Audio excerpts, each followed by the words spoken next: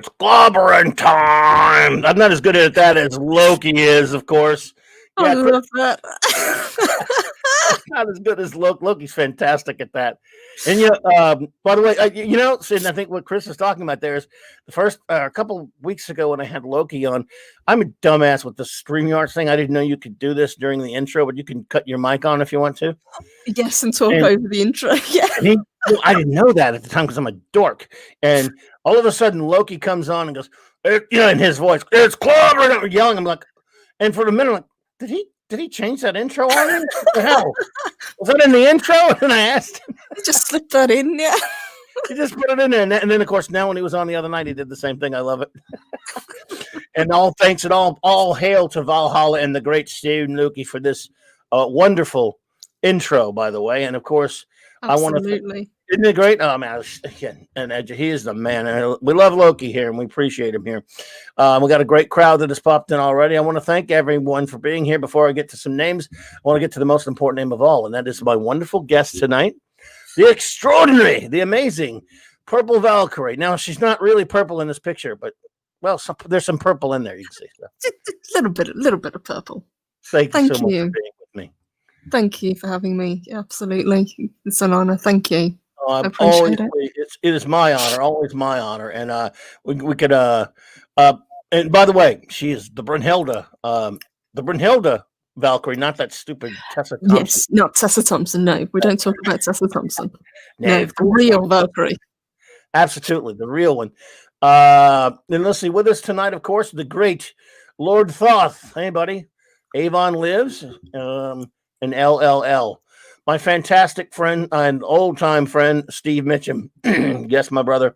Thanks for being here, buddy. I'm honored to see the great Fat Steven Seagal beat up Ryan Johnson, and as well he should often. Absolutely. Hey, buddy.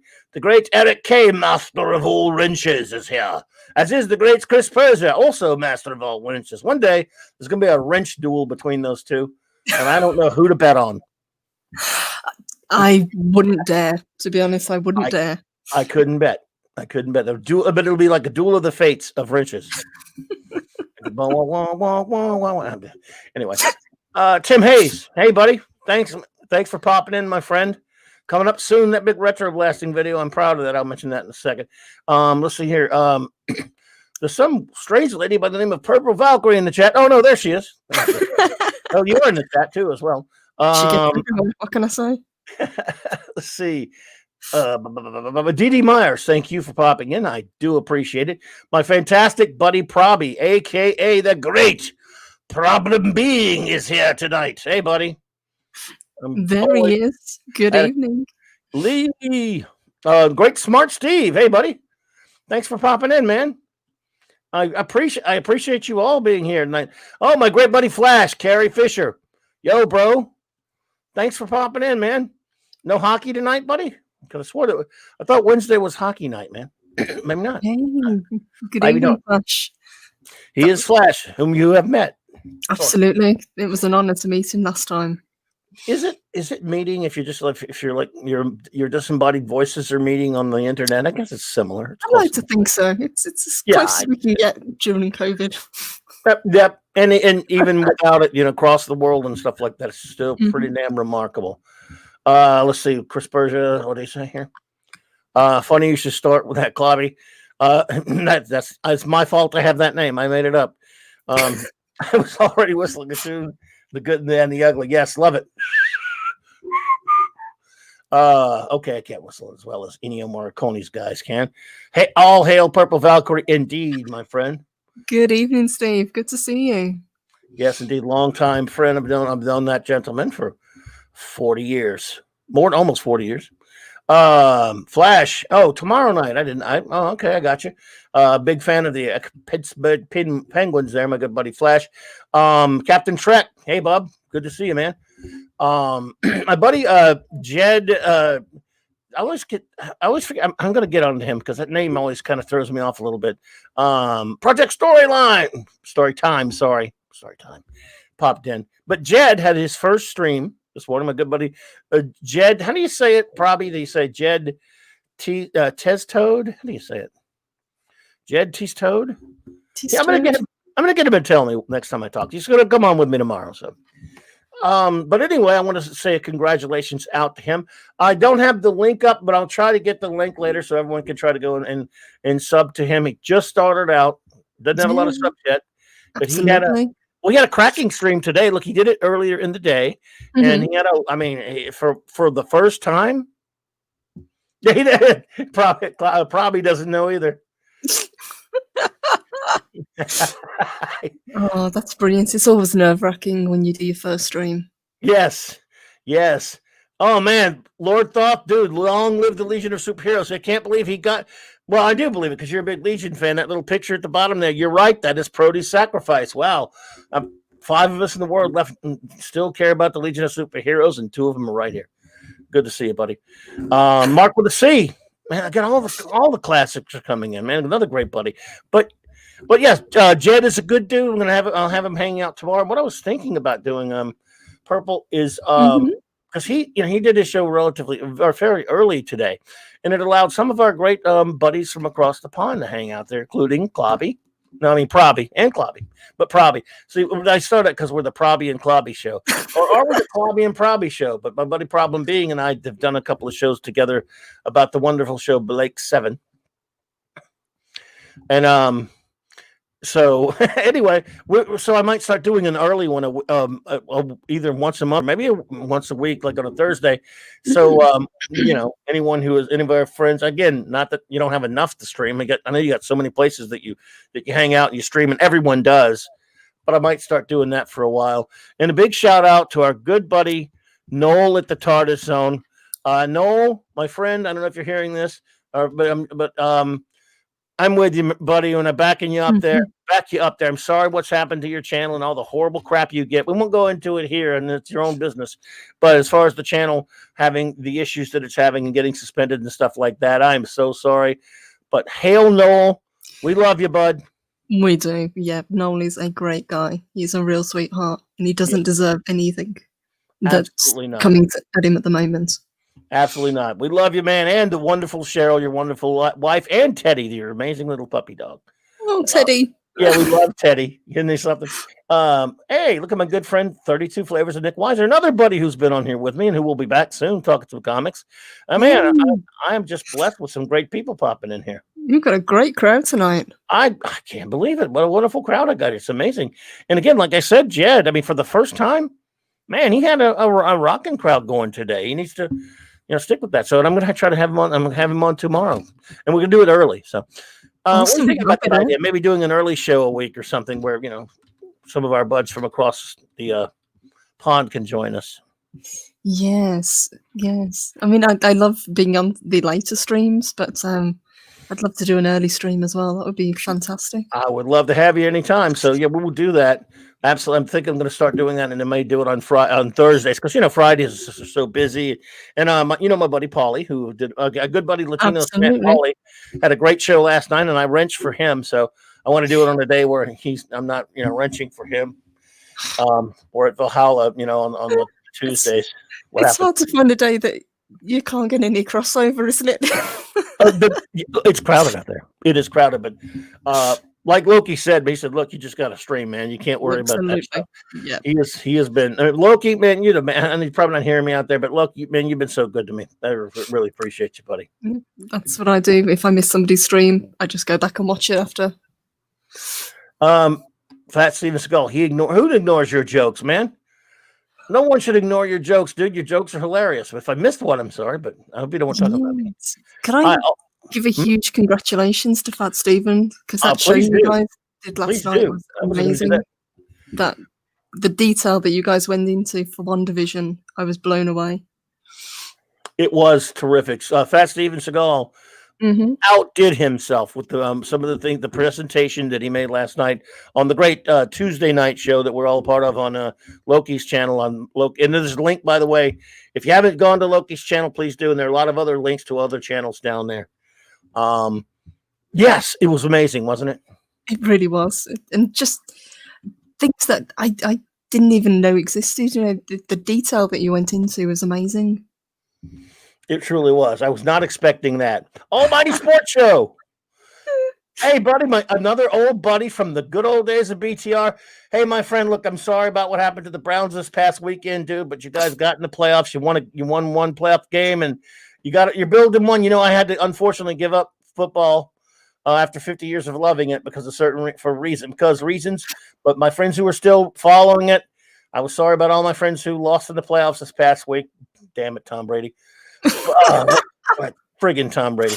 But hey, I have a soft spot in my heart for the Browns. You guys have been through a lot. You won one, and you guys put up a good fight in Kansas City. So I'm sorry you got cut out of the playoffs, buddy, but I'm glad to see you here. He's also a big comics fan. So awesome. I know nothing about American football, so I'm just going to smile and nod. Well, I got you there. In fact, when I was on BTR, until of course I gave it up this year for certain political reasons, but for 50 years I was one of my when it comes to my geek stuff, the only thing I loved as much of that was NFL football, and so I did a regular show on that on the weekends, and now I don't anymore, and it's kind of some withdrawals there. But whenever I would have Flash on, sometimes for a normal geek show, if the talk ever swerved over into hockey or football, we get all this, hey, son of a sports crap. Stop with the sports crap already. Yeah, so it's not everybody's bag, and now it's not mine anymore either. That's a shame. But I still feel for I still understand the passion when your team doesn't quite get there. But yeah, I mean, we have a great crowd here tonight, and I appreciate everyone for being here. Now we talked, Loki and I talked a good bit about WandaVision the other night, and of course we all talked about it a good bit last night after they got through beating up on Batwoman. Did you watch Batwoman, or you're not reviewing it? No, I didn't watch the first season, to be honest. It just didn't appeal. Me either. But it is funny to see people tear it apart. Me either, but after last night, since I did not watch that horrible first episode, they're saying it's horrible, and I believe them. I'm thinking maybe it's not fair if I don't. Maybe I should subject myself to it as well, since we're going to be talking about it on Tuesday nights. So, like Flash said, we caught hell for that many times talking sports during the thing. So yes, I think. I might do that, but we also talked about the other new show that is not quite as hated, WandaVision. And something, the beloved, the much beloved Robert Meyer Burnett, much beloved by fans and fandom and stuff, tweeted out something last week. It was interesting after he saw a couple days after WandaVision came out, Purple, and he said something like, "This is the biggest fan divide he's seen in a long time. People are either loving WandaVision or they're hating WandaVision." And did you see that tweet? No, I must have missed that. I've mostly seen positive things for it. Everyone seems to be really excited for it. They're definitely enjoying all the Easter eggs. I think a lot of people wish it was a little bit longer. Yeah. Well, my take on that whole tweet is, because I've seen some of the negative stuff too that he apparently has. My tweet on that too is, I can see if it really didn't do much for you, but I can't see a strong emotion either way. I don't get a hate or a love thing yet, because we don't know a damn thing other than it was intriguing. It looked interesting, and a lot of people really kind of enjoyed that it had the weird vibe of parodying the soap opera. Listen to me, sitcom. Sorry. Yes. I thought it was fun, and that's, I think, what we need at the moment. I'll take fun over, yes, something miserable that you get sick of bashing things. As fun as it is sometimes to be on a panel, and you can rip a show apart and say why you hate it. It's a refreshing change. Yeah, because I don't see how. I can see that if it really doesn't interest you that much, but I can't see a strong hatred anyway, because we don't know anything yet. I mean, I don't know about you. We know a lot of the Easter egg type stuff thanks to Fat Steven Seagal in his analysis. But as far as where it's going, or you can speculate all you want as far as this is going to be. You could know a lot, but if you don't know until you see it, you don't know if it's going to be really, really good, or if it's going to be disappointing, or it's going to whatever it's going to do. So right now, I'm like, hey, look, I'm open. You got my attention. Same, yeah. It ticked all the boxes for me. It was fun to watch, It didn't drag in any places. I know the episodes were only half-hour long, but and I really do like the spin that they've put with the different sitcoms. I thought that was, it's a clever angle, and I do like that they're kind of moving through the decades as the episodes go. Yeah, I like that as well. And again, I'm game if you're still entertaining, and if you we'll see where you go with it. We'll see what happens. But yeah, I'm absolutely yes. Please, by the way, everyone, go check out Pat Steven Seagal's channel. Yes, I watched other things. I watched the full video earlier. It was amazing. Thank you, Pat Steven. Yep, did a great job, buddy. And I think he said earlier he's found even more since. Oh, he's found even. Oh, well, I'm looking forward to seeing that. Yeah, you did Pat Steven Seagal. You did a great job, buddy. But just if it makes you feel any better, I'll insult you more next time we talk, just so you want to think we're being too nice to you. No, we love Pat Steven. He's great, and he's just he's a really smart dude and really funny dude and a good friend. We love you, man. And we do. Yeah. And so yeah, I'm looking forward to more of the Easter egg thing. And Easter eggs are definitely fun, but they don't mean a whole lot if the show's not good. So, yes, see, the Easter eggs are kind of like sprinkled in the show. You couldn't, as you say, if the show wasn't very good, I don't think it would be enough to catch people's attentions. But because people are actually enjoying the concept of the show, the Easter eggs have kind of drawn people in much, much deeper. Yeah, because if you didn't like the show, you wouldn't really care too much. So. Yeah. And I did, and here's the thing about I've talked about this. I think I talked about this with Loki a little bit the other night. I'm a big fan of the characters from the comics from way back since I was a kid. Not so much what has been done with them over the past decade or so in the comic books now, but I really like those two actors as well. I mean, I rewatched Avengers: Age of Ultron the other day because after watching WandaVision, I wanted to watch their first appearance in the MCU, and I really like them. I don't know about you, but I really do. Even though they're very different. I do, absolutely. I think they've got great chemistry together, and they look like they're having fun on set as well. Yeah. They're actually enjoying what they do, and I think that they get to kind of go back to these characters and explore them a little bit more with a different angle. And Elizabeth Olsen is just brilliant in it. I think she's even better in this, I think, than she was in Age of Ultron. Oh, absolutely. She's getting started out in that one. And again, when I was watching that, I remembered back when it first came out when I watched. I actually like the movie. A lot of people are highly critical of Age of Ultron, but I do like it. And I was watching it again, and I remember, in the film, yes, I mean, the Vision's origins radically different from it is in the original comics. It's been retconned all the hell after that as well, but even from that, it's very different, obviously. But it's MCU, it's a movie, so it's fine. As is Wanda's Scarlet Witch. But at the end, throughout in that film, we don't see any kind of relationship between them at all till the end. When he comes in after she destroys Ultron and he comes in, Sokovia's falling and gravity's going crazy, and he flies into the train car and rescues her. And I'm, as a lifelong fan of the two characters, as soon as that happens, and he picks up Wanda in his hand and flies her out of there, and they look at each other and stuff, go, whoa, that felt like the comics. I'm like, wow, we're gonna get a Vision Scarlet Witch type of a thing there. Oh, look. Yes. Look who's here.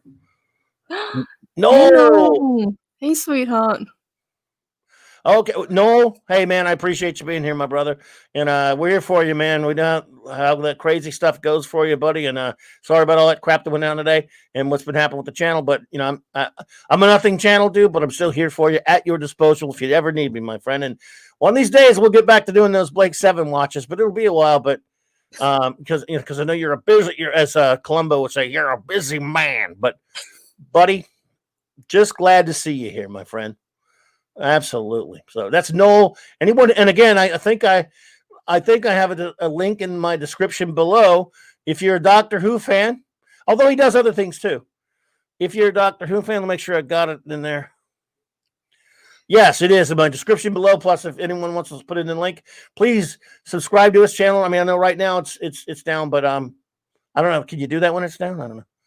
I'm not sure, to be honest, but if you can, please do. Yeah, no, absolutely. a great guy. We love Noel. Yes, love you, Noel. Good to see you, man. I'm glad you did. I'm glad you popped in, buddy. Mando Mark, good to see you, my friend. Thank you for popping in, brother. So yes, I like I said, it's fun. The Easter eggs do make it fun. There's no question about it. But I think it's fun even if you're not someone who's into all that kind of stuff. If you're just, yes, you can just watch it at face value and still enjoy it for what it is. You don't have to. You don't even have to have seen the films really to get the concept of what's going on. Yeah, no, you do. You don't. And I mean, it's. But I did say I have made the point or continued the point. You're the man, bud. That I'm okay now, but even though they're probably going to still be doing some more of that type of stuff, going, parroting different types of television and stuff, because the end there, spoiler alert, everyone, at the end there when everything turns to color was pretty funny. Start getting us closer to a point, if you see what I'm saying. In other words, don't make us. I'm not saying you have to spill all the beans in the next episode or even the next one. But, you don't want to do like 5 straight episodes that are just parodies of old TV shows either. You got to kind of start slipping some things in there. That's just me. I'm not asking for it to rush job. If you see what I'm saying. Yes, I know exactly what I mean. You've got to keep the plot at a decent pace so people don't get bored. But I think they're going to do pretty well with it. At least they seem to. I had high hopes for it when it was first announced, and so far I haven't been disappointed. Yes, and by the way, yes, there's a please. Thanks for putting that in there. The Rise and Shine of the Valkyries. There's a link that I keep in my description below for every show, but Chris put it in there in the chat. So there you go. Thank you, Chris. Yeah, like Noel said, he'll continue to watch it as well. Yeah, I mean, like I said, it was very interesting, and unlike something like Batwoman, you don't walk away just wanting to bash it and beat it up because or STD, right, or STD, well, exactly, or new so-called Who or whatever. You watch it and you go, okay, this is pretty interesting. I got the worst criticism I hear from some people is they say they were bored, and I'm like, I wasn't, but I get you. I mean, if you were bored, you're bored. That's fine. Even that, you're still not getting like people like when you talk about on how spectacularly bad Batwoman is or something like that. Yes, I'm also kind of glad that they didn't drop it all in one go as well. I don't mind that they dropped the first 2 episodes together because that seems to be a theme at the moment for a lot of shows. But I am glad that they've kind of spaced it out and we're going to get an episode a week. Yes, yeah, absolutely. That is a good idea. Like I said, I hear, for example, the great Gary, Ronick and Doomcock, the great Doom, they always talk about that, how the binge model is not really good for a show. And like that worked well for The Mandalorian. People talked about each episode per week, and that's what's going to happen. Yes, it's worked pretty well for The Expanse as well. Yes, but then the Expanse, aren't they doing binge though? No, they did the first 3 episodes, I think, and then it became 1 a week. Oh, okay. I didn't know. They did other seasons binge watch it for they a while. Did. Yes, okay. They did. Yeah. Oh, I got you. Well, they did the binge thing for Cobra Kai, which I love binging. So I mean, and I love Cobra Kai. Now a lot of people said that's going to hurt it. I think Cobra Kai is a special case because enough people are so excited about it. They're telling everybody about it. I don't think it'll hurt it, although it doesn't help it when you just drop it all at once. That might be a special case, but yeah, on something, for example, like WandaVision, it needs to be weekly. In fact, I was so shocked that they dropped 2 of them the other day. Yes, I was surprised. I mean, it wasn't a terrible thing because it gave us more to talk about. But being only half an hour, it's it's not really too much of a big deal. No. In fact, it's going to be tougher when it's half hour or less and there's 1 episode after, because they're going to do from 1 at a time now. I think from now on. Yes. Luckily that they are putting all these Easter eggs in because that helps us review it. Then we can That's true. We can go searching. But over here, I don't know exactly what time you all get it, but it's 2:00 in the morning. In my time zone, it drops at 2:00 in the morning on a Friday morning. That's a weird time. Well, yeah, because it's again on the West Coast. That's midnight. Oh, I see. So Yeah, staggered. I get. we're 2 hours past the. But yeah, it's okay. It's okay, I guess. But it's fine. But yeah, it's kind of. That's kind of, well, the fact that they're also one a week is also makes it easier to review. Like you're saying so as well. Yeah, 2 a week might be a better idea, no, but it cuts their how much time. But yeah, I'm with you. I think I would like it better 2 a week, but we're not going to get that now. I don't think so. Maybe they will. Cobra Kai was on YouTube Red. I watched Cobra Kai when it was on. Have you watched that yet, or you watched it? Yeah, watched all of it. Yeah, love Cobra Kai. Well, I a couple years back when it was on YouTube Red, it just so happened they put the first episode for free, and then you had to pay for it. I'm like, wow, this is pretty good, but I don't know if I want. But my son just happened to have an account. I don't know why he was experimenting, whatever. So I binged it all in one day, and then it took forever for number 2 to get made. Season 2 was on there, and I'm like, oh well, let me watch that again. I watched the first episode, and he tells me, oh, I don't have a subscription anymore. I'm like, and I just got lazy, didn't watch it, so I didn't watch it again until right after the 3rd season just dropped on Netflix because it kept putting it off and putting it off. I was like, yeah, that was a cool show I watched 2 years ago, but and everyone says it's really good, but nobody would stop talking. They would not stop talking about it. Yeah, as soon as season 3 drops, it just kind of exploded, especially among like YouTubers, and everyone saying, "Oh, you got to watch this." I was going to watch it anyway. Absolutely, and I procrastinated, but then finally I said, you know what? Let me just see if I like season 2 as much as I did 1, and I did, and I loved it. And then of course 3 was, then you get over with it, and I went and watched the whole thing again, all of them again. I did as well. I think I watched it over a long weekend, all 3 seasons again. Well, there was a time, not to sound too old-timery, but when TV shows had 30 episodes a year. And then later into the 20s, but in the 60s, there were a lot of TV shows that had 30 episodes. So, but yeah, now, so this is only 10 of Cobra Kai. How does anyone know the number on WandaVision? Is it 9 or 8? It's 9, if I remember correctly. Well, it's very expensive, so. Yes, I think even Fat Stephen mentioned that. It's 25 million per episode. Wow. That's insane. That really is.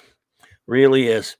But again, I found it interesting. What were some of the other things well, just kind of, if you want to just briefly run through a little bit what your basic thoughts on it were, because we could look, we're spoilering here if anyone has not seen it. We've talked a little bit here and there, but we could definitely go into spoilers because the show's been out a week or whatever. So if you have not seen WandaVision and you don't want to be spoilery, read the Ghost Show on it. For me, it kind of grabbed me pretty much as soon as it started. I think the novelty of having it in black and white was a big draw as well, because I used to love some of the old black and white TV shows. Bewitched I used to watch. I recently watched Beverly Hillbillies, which I'd never seen before, and I absolutely loved. I love that show.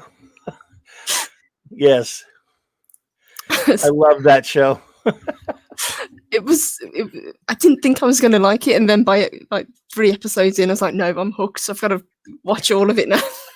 It really is great. I mean, just that's when TV shows had one job: to be entertaining and fun. Well, 2 jobs. 1, entertaining, fun. That's all that mattered. God, I love Beverly Hillbillies was great. I Dream of Jeannie, Bewitched. Watched them all. Yes, and the way that they did it, they didn't poke fun at what they were kind of copying. So, like the Dick Van Dyke Show, it was done respectfully. Bewitched, it wasn't done to make fun of these shows. It was done to show that they actually, they love these shows and to remind people of how good they actually were. Yeah. That's the thing. I think it was very positive homage to that stuff. By the way, Just Joe, as in Jobber, hey, another old friend from the old BTR days popped in. Hey, buddy, good to see you, man. Problem. Problem being Probby's running out. Hey, Probby, thanks for popping in, buddy. I do appreciate you, man. It's good hanging out with you today. Good night, love. You are the man. Problem being, everyone. Yes. So, anyway, I'm sorry. I didn't mean to interrupt you there. Continue. No, not at all. No. Oh, look at that. We have a confirmation, folks. Ooh. I can confirm that Agnes is Agatha Harkness. Well, she either got younger or she's hiding her appearance. I'd like to hear the story behind that. You mean you mean the character herself, or? Oh no, what Fat Stevens found. oh yeah, I would too. That's awesome. Confirmed, huh? Well, it makes sense. Agnes, Attica, that works. You know, I get, Agatha Harkness was originally, obviously appeared in Kirby's Fantastic Four. She was hired to be Franklin Richards' nanny. Mm-hmm. And I'll never forget the first comic she popped into. It was a Frightful Four issue where, the team went to her house out way out in the, out in the sticks somewhere. And let's see, the Frightful Four attacked, and we just thought she was some old lady or whatever. And they got the jump on the Fantastic Four and caught him and everything. But then Agatha Harkness just wiped the floor with them. The whole Frightful Four. So she's some kind of a badass. She always was. Yes, if it is indeed as Pat Stevens confirmed, Agatha Harkness, that kind of brings a whole new spin on what could possibly be going on behind the scenes and who's in charge. Yeah. Oh, well, let's see here. I actually mentioned she was the old witch Jake D streamed the other night. Yeah, she's got to be Agatha. And then later, of course, Agatha Harkness was very involved with Wanda in the comics. Yeah. Yes, I was going to say, the two characters do have history together, don't they? Yes, absolutely. Vision and Scarlet Witch have a crazy history. I was telling Loki the other night when we were on his show a little bit about that. Originally she and her twin brother Pietro, they were the son and daughter of, or at least so it was thought, of Magneto. Mm-hmm. And they were in the Brotherhood of Evil Mutants. They were mutant. They were thought to be mutants. So did that get retconned in the comics? Yes, it did. And this, of course, was early in the Silver Age in the Avengers comics. And then Pietro went on to run around and do all kind of other crap. And I'll check that in a second, Fast Stephen thing.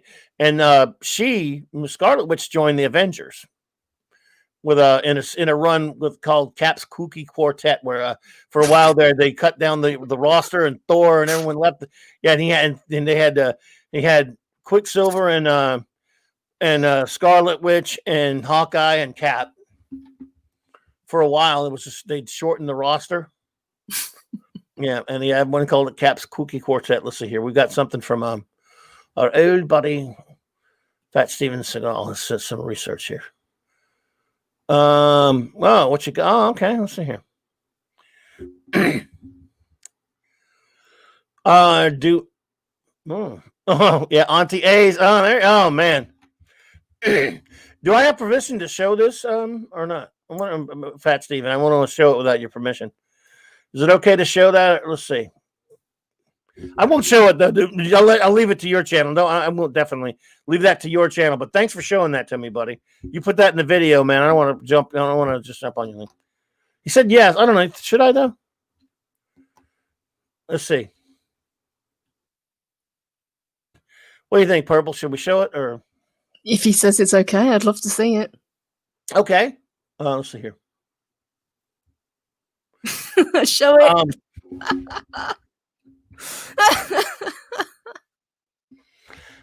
Well, let me see. Let me think about it. Let's see. What did he say? He said, show it. I'm sorry. Let me find I lost my chat. For fuck's sake. We could do that though, a purple if you want him. If you. All right, getting it ready. I'm getting it ready now. I promise. I was just fucking with you, man. We're just pulling it up. Oops. And I'm hitting the wrong button sometimes, buddy. Because I'm not good at technical stuff like my bud Steven is. So let's see here. Yeah. What did you think of the chemistry between Elizabeth Olsen and Paul Bettany? They seem to really get on very well together. They are great. They really are. That's about as big as I can blow this thing up, everyone. Well, maybe let's see. Let me try something. Yeah, that is about as big as I can get the thing. But the arrow on the right is pointing to something. If you can't read it, it's a little poster on the wall in the supermarket that says Auntie A's. It's some kind of ad for, I think, kitty litter or something like that. Mm-hmm. Looks like it. And if it should be kitty litter because she has a cat. So, in fact, she has a cat that can turn into a big, giant, really badass monster panther type thing, which looked pretty damn scary the way Jack Kirby drew it the first time. I love that there's also a reference to Bova as well with milk. Oh, wow. Let's see. Okay, if you want, we'll see. I don't know if he feels like it, but Fat Steven, if you want to jump in, man, just let me know, man. You're welcome. If you got anything to tell us. But yes, that is damn cool, dude. Let's see here.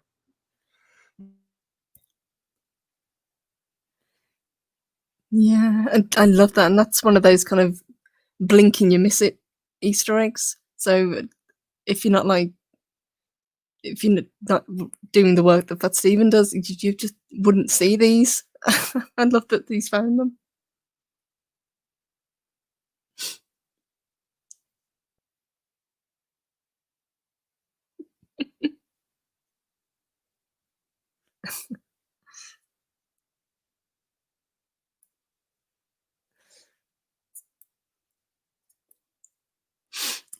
But yeah, like we were saying, I love the chemistry between the two actors. They make a believable couple, and they seem like they're having a really fun time playing these characters again, at least getting to explore the characters a little bit more.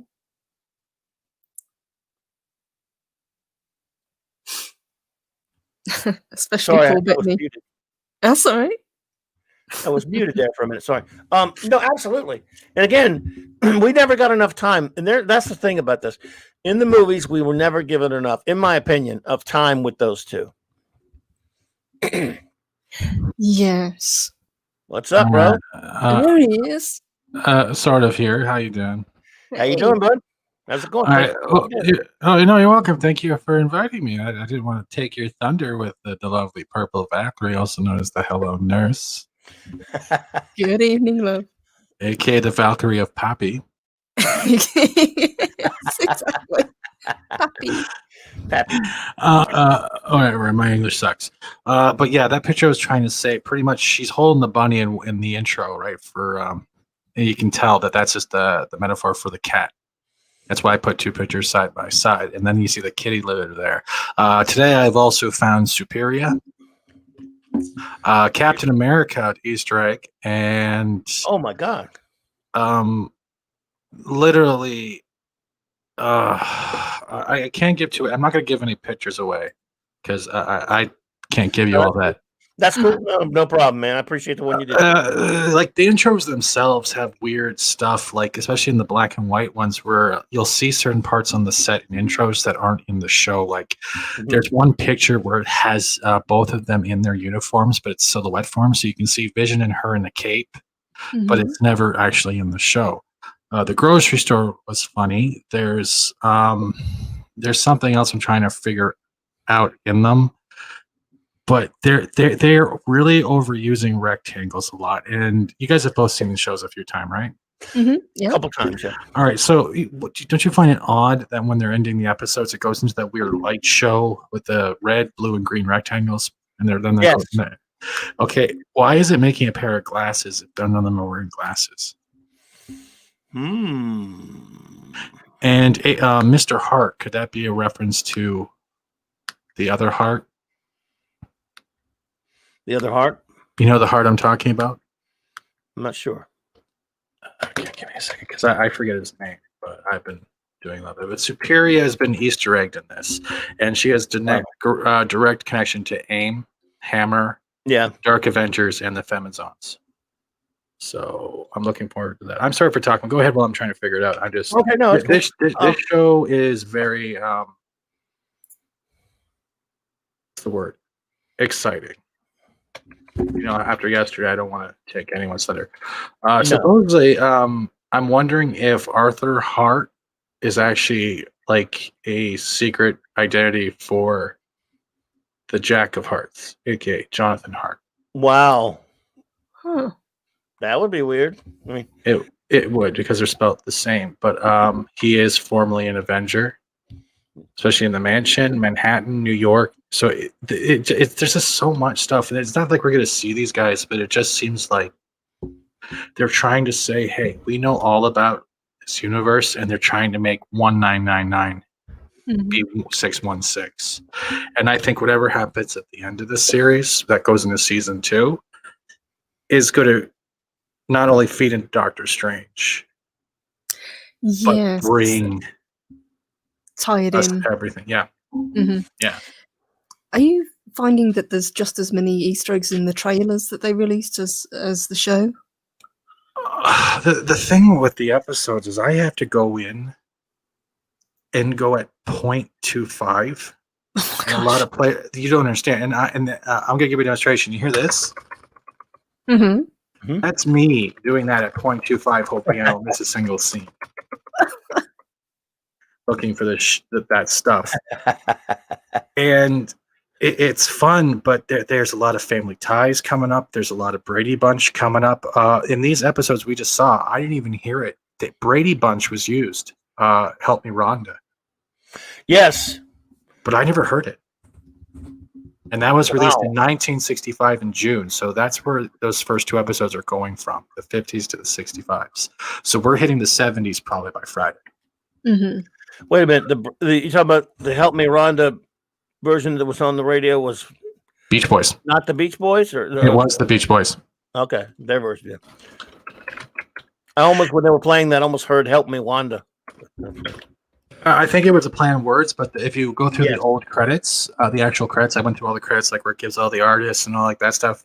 It even credited Joss Whedon in this. I'm not kidding. Joss Whedon's in the credits. Well, I mean, that's strange, actually. I know he worked on the movies, but okay. And I don't know who did Speed Polka, but there was Speed Polka, Beach Boys, Help Me Rhonda, and another song. But that's what I've been doing all day. Like, I need to go out and see sunlight, but we're on lockdown. So it's pretty much I'm watching myself turn to Casper while trying to get Easter eggs in a TV show that only has 9 episodes. That's the only guy I know who does polkas is Weird Al Yankovic, but that's just me. That's well. I mean, that is. I didn't know. Well, why? I don't know why Whedon's on there. By the way, I couldn't find in the end credits because it's tough for me to pause it with the on the phone. Give me a second. I'll actually. Do you want to see that? I'll find it through the actual episode. Not so much that. I was just wondering. I haven't been able to pause it to the point, or find the point where they credit. You know how they always credit creators and stuff. Yeah. Marvel, and I want to see who they left off of that list, but I couldn't find it the other day. Dave Bob, good to see you, my friend. I talk a lot because this excites me, but I don't understand why it has 2 ending credit scenes. It has the weird imagery, and then it has the actual credits. Well, that imagery, I think, is definitely the multiverse stuff. You know, I don't think it's the multiverse just yet. I think Wanda has created her realm. I've been second guessing after looking over, and I believe the blue, red, and green are actually her. Because if you're watching the trailer where the black lady, I keep forgetting her name, the black woman gets shot out. I actually slowed it down, and when she's being thrust through the barrier breaks from an electrical field around her to blue and green, to red and green rectangles. So I'm beginning to think that this is her reality, and whatever happens at the end, this is going to somehow affect Earth 199 into becoming partially 616. And I know people are going to debate this and say that we're already in 616. We're not in 616. 616, if we're living reality, is the books we're reading. Mm-hmm. It's still a multiverse somewhere else. But like the way that one guy, Toby, who used to read about heroes and villains, right? But he was never in that real world until villains started invading from a multiverse portal. You know what I'm talking about, right? Was it that Mark Millar series? Yeah, I think so. Was it something 84? What's the thing called? Something Marvel 84, 94. I can't remember the title, but I read the book way back, early 2000s. That's the closest reference I can get. I'm trying to find Joss Whedon. It was a planet where, there were comic book characters. He knew these characters from comics, but they were breaking into his world. Just the villains were. It wasn't until I think he called for help or something that the actual heroes started showing up. But his name was Toby. Yeah. Okay. I read that a long time ago. Yeah, they're going. That's how you sound excited. I like it that you sound excited because they're actually going back to the place where you seem to have liked. Well, mine, because of my age, I stopped liking Marvel before the 90s, really, kind of, and even in some of the 80s, I had some problems with some things. But anything that gets close to harkening back to my wonderful Silver and Bronze Age, I am excited about stuff like that. Oh, I agree. Like there it is. Found it. Joss Whedon. Is it Joss Whedon? Yes, Joss. Oh, God damn it! Just had to see. I know they had Anya from Buffy on there. Yeah, but I'm not giving away that one. She's not who she thinks she's not who she says she is. Oh my! All right. Wow. I grabbed it. Let me just minimize. Figure out how to minimize. No. Oh yeah. Okay. There we go. I didn't mean to take over your show either. I just want to say, hey, man, because I like hearing you talking. It actually unsubbed me to be true. Oh, that's cool, man. That's never happens to me. I never get unsubbed by anybody. But let me know when you're sharing it, and I will. Okay. All right, there you go. All right. Oh yeah. Okay. Oh, that's a thing. I appreciate that. Let's see here. Michael Bendis. I hate his guts, but I understand they stole a lot of his stuff. All right. Mm-hmm. Thank you for having John Buscema. Why the order's dumb? Oh, it's alphabetical. Wait. Yeah. Okay. Sorry, I'm going. No, all right. John Cassidy. I get it. Screw him. I'm going to say his name. I hate him. Steve Englehart. Thank you. Good, David Finch.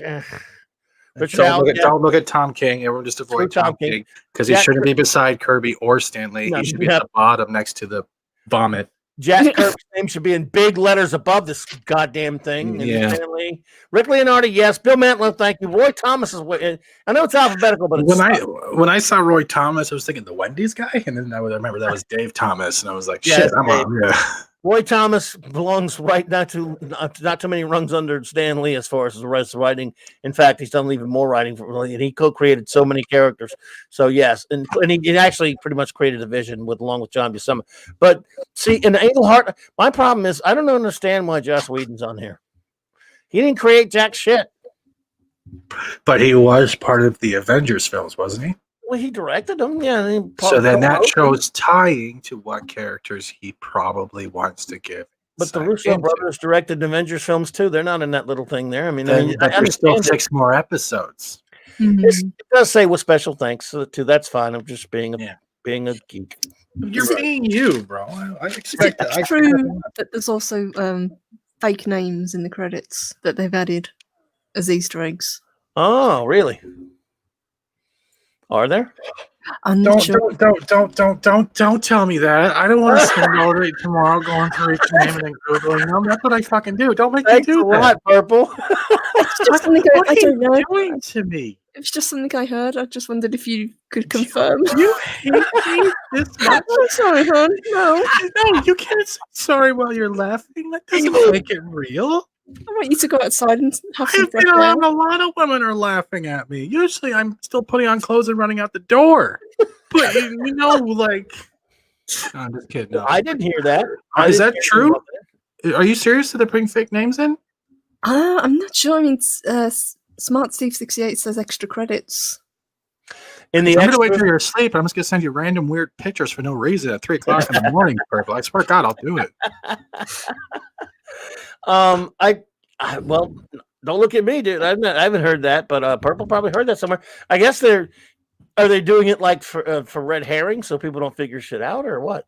I don't know. I don't eat much fish, especially red herring. I don't like that. Well, you got me, buddy. All Purple's fault right there. It is, but then again, let's see here. Yep, this is all garbage. I went through this all day today. the credits last longer than the show. If it's the Disney Plus version, it actually goes through the credits, and then it does every credits in all the different languages, from Chinese to French to Spanish. And I'm sitting there going, I don't care about Philippe. I don't. They even do that. They do it on everything. They do that now on Netflix too. Like even if you're just watching a classic Star Trek episode or something, they got all those. This made me interested that they're going this far when they're using Skywalker sound. Oh yeah. Oh cool. Yeah. Judy Kirshner. What? Any relation? Maybe it's spelled different. Let's see, Kirshner. I'm like, they him? No, maybe not related. And okay, who's the one named June? I totally forgot to bring this up yesterday. The June that dated, I think, Magneto. June Covington. That also could be the newspaper rhyme reference. Wow. See, I would be no good at spotting all the. I mean, other than if something just blatantly stood out at me, would look like, oh, that might be from comics. But I would never be good at doing this detective work you're doing. This is. But there's the Help Me Rhonda. There you go. Yeah. Just another girl. Another girl. This doesn't matter. And Speed Polka, which I. But yeah. There you go. Johann Strauss. Oh, there you go. Okay. I think I'm boring your whole viewers. I apologize. No, actually, you got more viewers. This is but yeah, this is. Let's see here. Stanley, but don't you see, even though my name is Stanley and I created everything, including creating things. Can I say one thing? I want to quickly apologize to Nick for assuming his forehead wrinkles look like the Waterstone from Fifth Element and then later on memeing it. I do apologize, but bro, it was funny. Oh my. Nick, I had nothing to do with it, man. Because as soon as I said that, the camera went off, and all of a sudden he came back on 5 seconds later, and it looked like he Botoxed himself real quick, and he was like refusing to squint for the rest of the show. I'm so dead. You're in trouble now, brother. Chris Persia. What? Oh, I can't stand the douche, especially after what he's done to Batman. I don't know who you're talking about, but if somebody did something to Batman, we do. I don't know. Tom King. Tom King. Oh, Tom King. Oh, what a. Let's say something about the Tom King Catwoman wedding thing all in general. If you actually look through some of the artwork of those Tom King novels, you will see Tom King's face is pretty much Catwoman's face. So deep down, Tom King wants to be banged by Batman. I dare you to go look through it because I've actually seen the similarities. Deep down, Tom King wants to be pegged by Batman. He needs that millionaire penis like 7-Eleven needs slushies. Gonna leave it at that. Oh man. Yes, absolutely subscribe to Valkyrie's channel. What now I'm gonna remove it. Amy Ark and Julie Benz might show up. Yeah, you never know, man. Say again. Go ahead, buddy. I'm going to remove this quickly. I do appreciate everything, and I think since you guys have been such a good sport with my bad jokes, I'll give you one more. Now, you either have a choice between Superior or Captain America. What? Well, I'm a Cap guy myself, but let's let the lady choose. You know me, I'm pretty Cap. So, what do you think, Perp? Let's go with Cap if that's okay. Again, dude, I want you to save this stuff for your own videos, man. You don't have to. Yeah, I still compile them. I share them with culture. I did before we made the episode. Like, there's gonna be a full episode. I'm happy to look at them if you're okay with it, brother. Because I'm only on here because I want to hear myself speak. Well, we all want to hear you speak, buddy. You're full of shit. Well, I am, but I'm still telling you. You should call my mom. Oh, no, don't share it. No, don't share that one. Sorry. It's okay. Dirty, naughty pictures. No, yeah, naughty pictures. My own tweets. That's how naughty it is. Yep. Those are naughty. Now, hey guys, you want to see how egotistical I am? Let's share my Twitter. So I stare at my Twitter all day. Fuck. I've seen your naughty tweets. Let's see here. Oh, Rhett, tell me when. Ready? You're good. All right. Okay. There you go. It's either Captain America or Thor, but it looks more Captain America to me.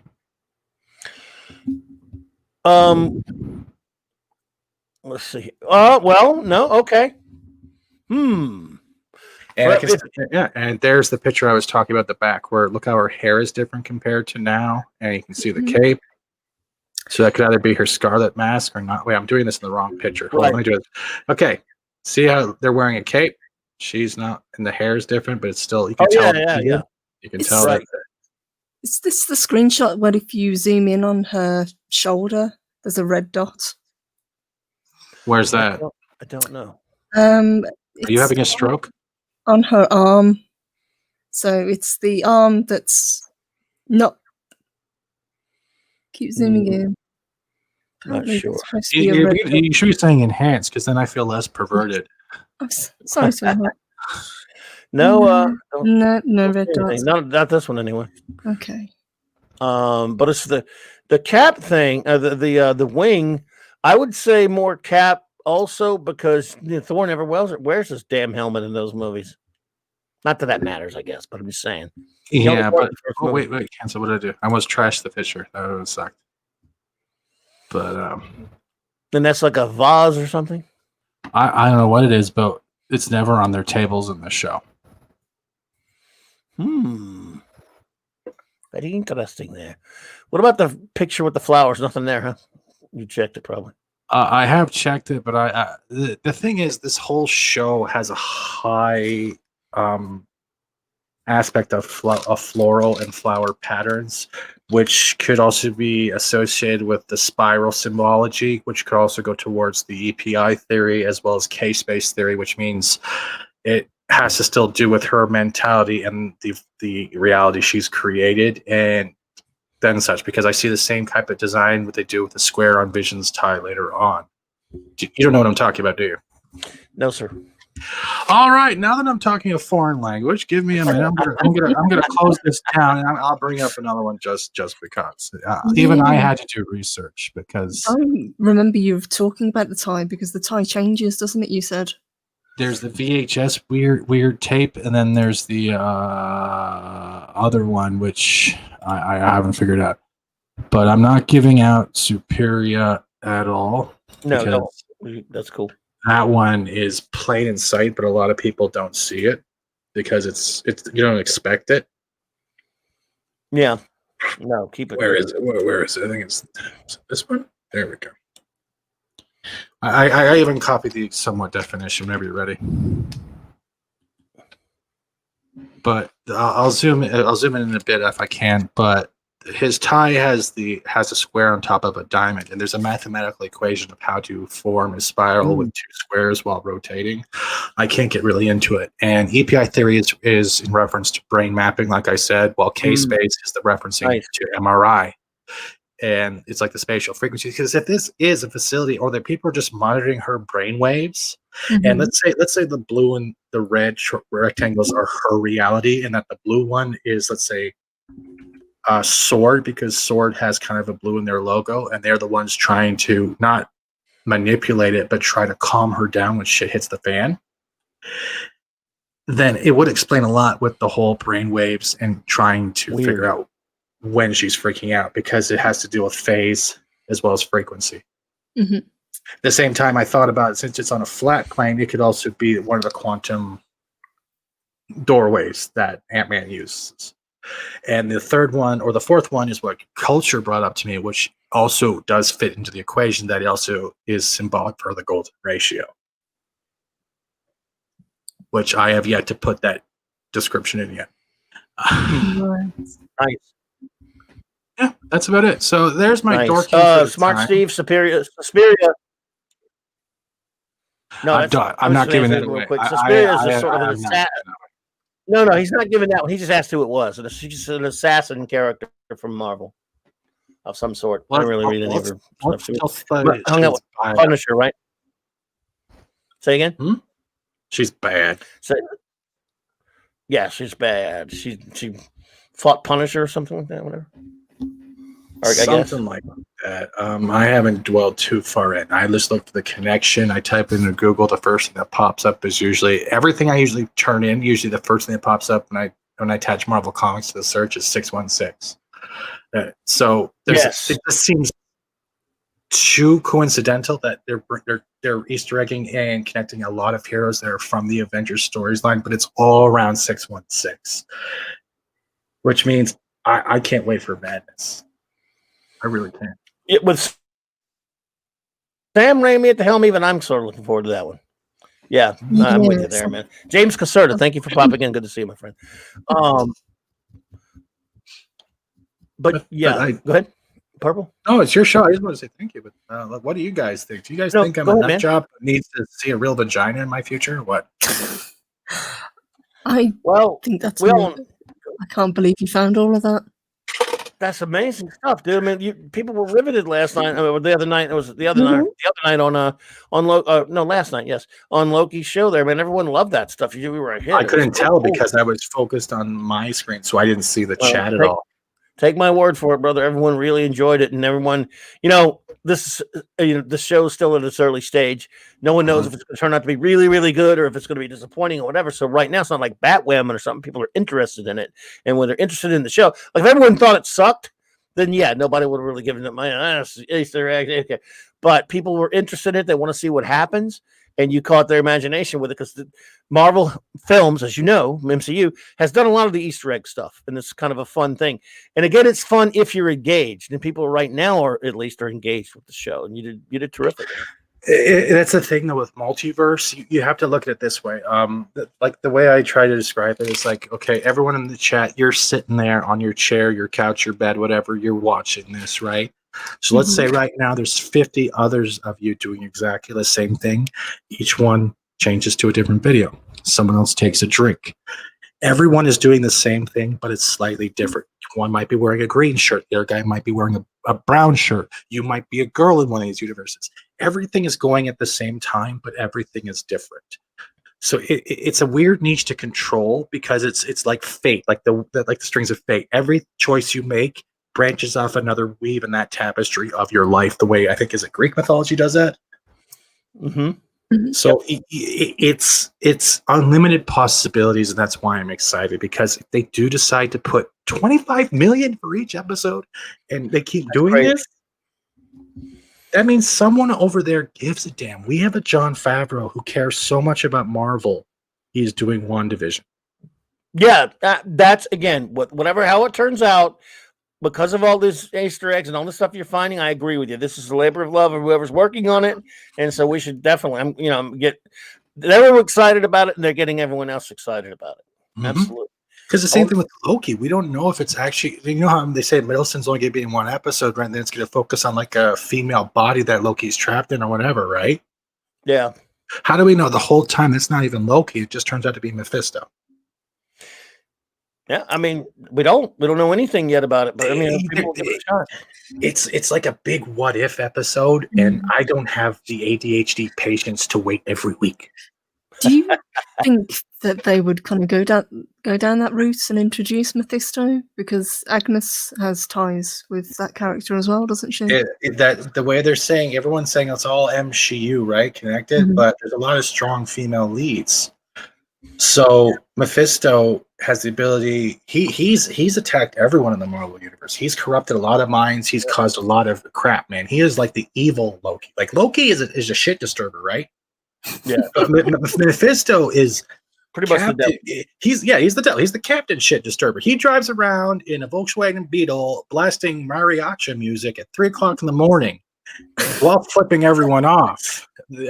while Loki just takes away your pants. You know what I mean? When you're like in class, like, you know what I mean? There's a difference. Loki knows when to use his power. He's a trickster. Mephisto's a dick. That's Mephisto's been around a long time. Yeah, they probably will use him. By the way, some new arrivals. My great, a long time, fantastic friend Ace Cast Iron. Good to see you, my buddy. He says, did they mention Magneto? Not yet. And again, we talked about it earlier. That's just, they retconned him away. Positive Candor. Thank you for popping in, my friend. So they can't really mention Magneto because they can't. Wanda's never met her father. But Speed and Wiccan will probably show. That's why the twins is shown. They did show sort of in her belly. And the House of M storyline is, you can still reference and respect a character if you don't see them. And House of M is pretty much Magneto. Yes. in the way you look at it. Yes, yeah. And well, now that I guess Marvel is in the MCU, will be having X-Men and all that other kind of stuff. It's conceivable that at some point we'll see Magneto, but I don't think it'll be on this show. But it'll pop up eventually. The biggest thing I can see happening is that they're trying to attach a lot of Easter eggs to Young Avengers. And I really think that's going to be something coming up, especially with Young Hulkling, the Ant-Man stuff, everything that seems to be going on. And if they can do a Young Avengers, that means they can do a young Tony Stark from the past. Or they just have a lot of options. I don't know how to explain the excitement because I've never heard you as excited, Clobber. You know what I mean? Same with Valkyrie. I'm game, man. I'm open to see what happens, man. But I really enjoy the Easter egg thing. And again, like I said, it's because the show so far is interesting and catching people's attention. It is, yeah. I like the show for what it is anyway, but to have this deeper level of all these Easter eggs, and you know, it's almost a week on, and we're still finding new stuff. It's going to be things that people just aren't going to find. Yep.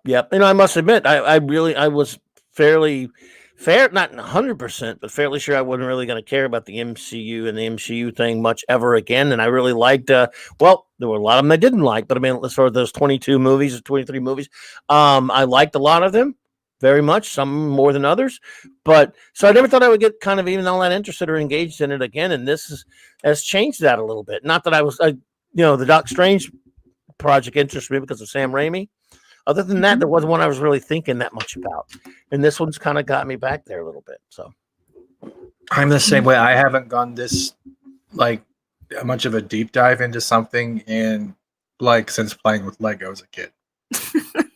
I'm serious. I would get home from school and I would spend all day, all night on my Lego. Then I go to bed. The same thing like when I was 11 or 12, I'd be doing 5,000 piece puzzles just for fun. And I wouldn't leave my room. It was just, it's part of the ADD or ADHD thing. Like when things don't interest you, you don't really focus on them. But when it's something you are interested in, no one can pull you away from it. Mm-hmm. Yep. Well, like I say, man, we'll see what happens. It's going to be a lot of fun. And dude, it's going to be a ride for you because if you're having that much fun now, well, there's just 2 episodes.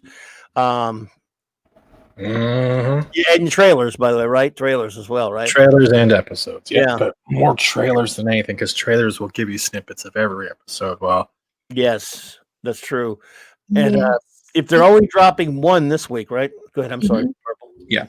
Yes, I was just going to say there does seem to be a lot of trailers for this as well. You know, more than you would expect for such a series with so few episodes. Well, they also pushed back the series, didn't they? It was supposed to release, I think, in December or November, and they pushed it to January. Yes, they did. That's right. Mm-hmm. Go ahead. Oh no, I was going to say, Eric, I don't think they're taking out Brie. The fact that Brie needs another Ms. Marvel in her show to make it seem like 2 woman heroes will make everything better. Especially if the writing still sucks, it won't make them better. It's not going to matter. If there's a multiverse, there's Brees everywhere. Think about it this way. There's infinite Brees. Of course. Infinite boards of wood. Yes. Let's keep I hope we can just keep the Brie down to a minimum, at least in her own stupid movie or whatever, maybe. I would hope. I'm lactose intolerant. I definitely want to keep the Brie down. I still haven't seen that film. Oh my God. Really? Don't. It's not even good as background noise. It's that bad. It is so bad. But it also means too, if they decide to go down this route, like you know how all the Skrulls are all good, loving, shape-shifting Care Bears. Guess what? The evil Skrulls can come in and wipe them all out. I want to see evil Skrulls. I'm so sick of that movie. And there's the thing: that movie has it's on its face. For someone who doesn't know all the things that it destroys, it's just boring, probably, and just weak. But when you know see all the crap they destroy in that movie, like Nick Fury and Skrulls. Did they really make and Marvel? Yeah. Oh, they were immigrants. It was an immigration type of a little, an allegory there. And what they did to Marvel is the worst. That and Nick Fury. I'm not sure which I hate most out of those two. What they did. What's most exciting is because Samuel's getting old, right? Mm-hmm. He's getting up there. Eventually, he's not going to want to do a lot of these moves or action scenes. So if they don't get someone to do like the face deep fakes technology anymore, they could literally, because they're doing the different Spider-Man from different universes, right? They could literally pull in the ginger white original Nick Fury from a different universe. As long as they don't bring in Days of David Hasselhoff, I'll be up for it. Well, it's pretty much Nick Fury in the Professor X chair in a giant shield base, but like I would be excited to see that. That means we can have variations of symbionts as well. Like, can you imagine Tobey Maguire's Venom going against the Venom that came out recently? That's good. Yeah, that could be. Oh wow, yeah, you're right. That could be something. They got unlimited possibilities because they're comic book multiverses. But was it Eric? Eric put the word Valkyrie. I hope you mean that they should have the real Valkyrie instead of that horrible Tessa Thompson one. They should bring her. See, she sucks.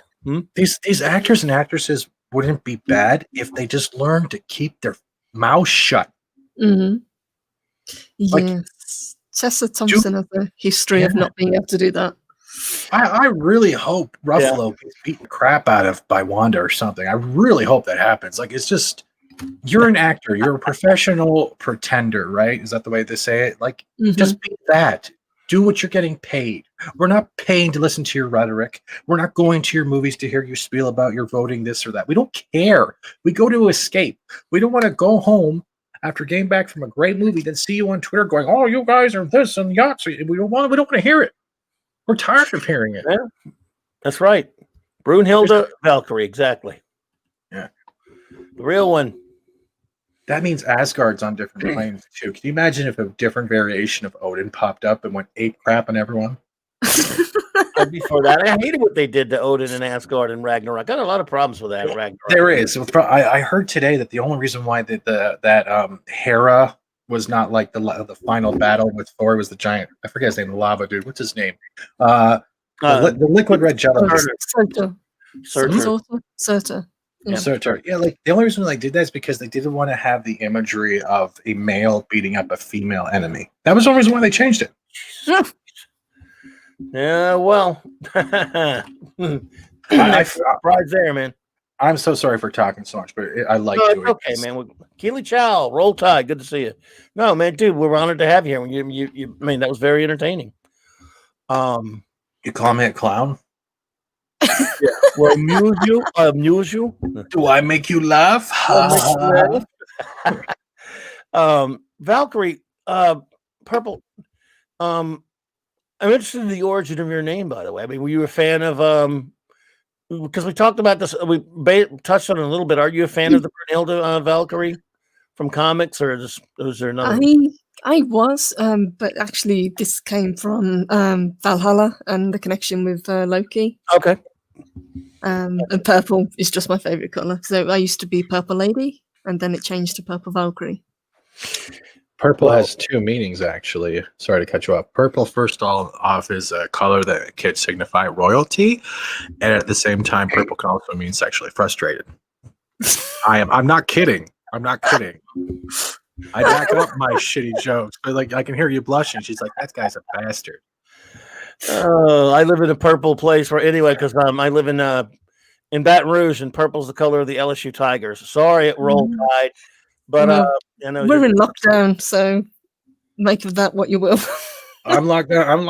Oh, okay. Well, I will definitely try to Amazon you a Dr. Doom with multiple settings. How about that? Once the helmet starts shining, we're good to go.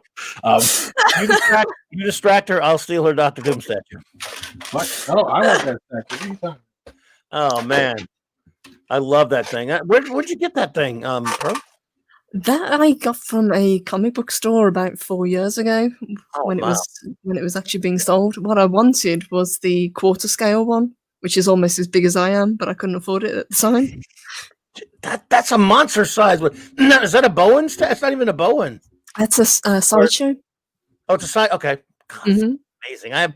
I collecting statues. Well, we all know because we all collect stuff, but you can get into ridiculous money if you collect all the statues. So I only ever let myself buy the Bowen statues of the Fantastic Four, and then I had to stop. But I did get a small thing bust and a bust of Jack Kirby. But other than that, I had to stop with the statues because it's too, those things are. Oh, and then I showed you that picture of my Thor statue that I got, but I traded out my Walking Dead's in for. I love that Thor statue. That thing is awesome. That thing is monsters. But that Doctor Doom statue you've got, oh my God, that is just fantastic. That's great. I did not know you were such a Doom fan. I didn't even know she was such like a collector. Like I didn't expect the collection she had. I was like, damn. And it's like you guys are like all the girls that have the awesome collections, like all the women, ladies that and all like that seem to have the awesome collection, all seem to live outside of the country because they try to avoid as many greasy nerds as possible. They're like, that guy is problematic. So you think he's gonna say something creepy? No, I think he's gonna touch my Doom statue. I don't care if he's creepy. Just get the hell away from my statue. He just loves me for my statues. That would be a great wedding vow, honestly. That would be great. I promise to always be with you and always make sure his helmet is polished. Speaking of Doom and the MCU, there. Look, again, I'm very still positive about what we were talking about here with WandaVision and things like that, and some good stuff with the Doctor Strange film. Mm-hmm. But we have to be real. If you do happen to have the misfortune of being a Fantastic Four fan, you're always screwed when it comes to movies. And the MCU is going to destroy Doctor Doom and the Fantastic Four. Let's just be honest, upfront about it. Then you go back to the old Fox Kids cartoon, which even at the time when you were a kid was unbearable, and just watch that. Well, I love the old one from the 60s, but I also and the FF cartoon from the 90s. The first season is horrible. Second season is one of my favorite things in life. No matter how horrible or down I am, I could put on an episode of that, and it's my happy place. That second season, thanks you, Larry Houston. Yeah, that was usually on, I think, before or after that Iron Man. That was it was Marvel Action Hour and stuff. Yeah, I remember that. Marvel Action Hour. That's right. And I don't know Loki. Loki? Sorry, Loki's not here. Purple. He might be here. If you're lurking, Loki, hello. Did you ever see that cartoon? Oh my God, I did. Yes, I think it's kind of sad that I can't even say it was a decent Doctor Doom, but at least he looked like Doctor Doom. Was the Roger Corman one that came out in 1994 that was never meant to be released? Yes, he looked like an action figure. He looked like Amigo. But that FF cartoon for the second season, that guy's voice, I guess because I love that show so much, that guy's voice is what I hear when I think of Doctor Doom now. And I remember the guy's name. I was just watching it again last night, and I don't know if you've ever seen that one either, Steven, but there he is right there. Hey, man. There's the boss. Hey, boss.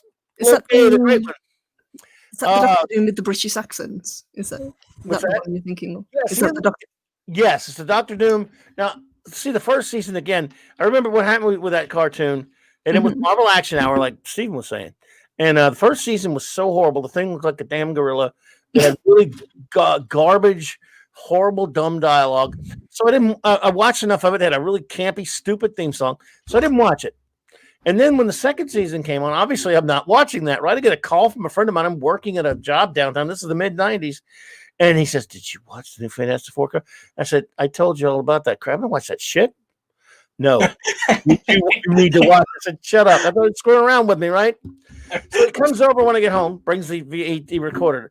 I said, "Listen, asshole, I don't like this shit, and you do it just be a dick." No, trust me. All of a sudden, the art is completely different. And it's right out of Jack Kirby.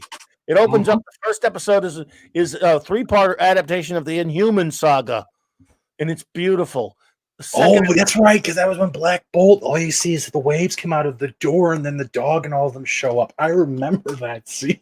Yeah, actually, the one before, I take it back, the 3-parter was after the first opener, which was a adaptation of Kirby's And the Blind Man Shall Lead Them, where Doctor Doom causes them to lose their powers, and Daredevil has to fight for them. Oh my God, if you're an FF fan, and then every episode adapted Kirby stuff, even some other stuff from different sources. It is if you're a Fantastic Four cartoon, and again, there are shots of the Thing's face that look right out of Jack, that I know they took Jack Kirby. And if you look how horrible it looked in the first season, I was blown away. I was like, who did this? Who did this? It turns out again, it was Larry Houston, or the X-Men. Go ahead. No, go ahead. I'm actually going to bring it up so we can actually show.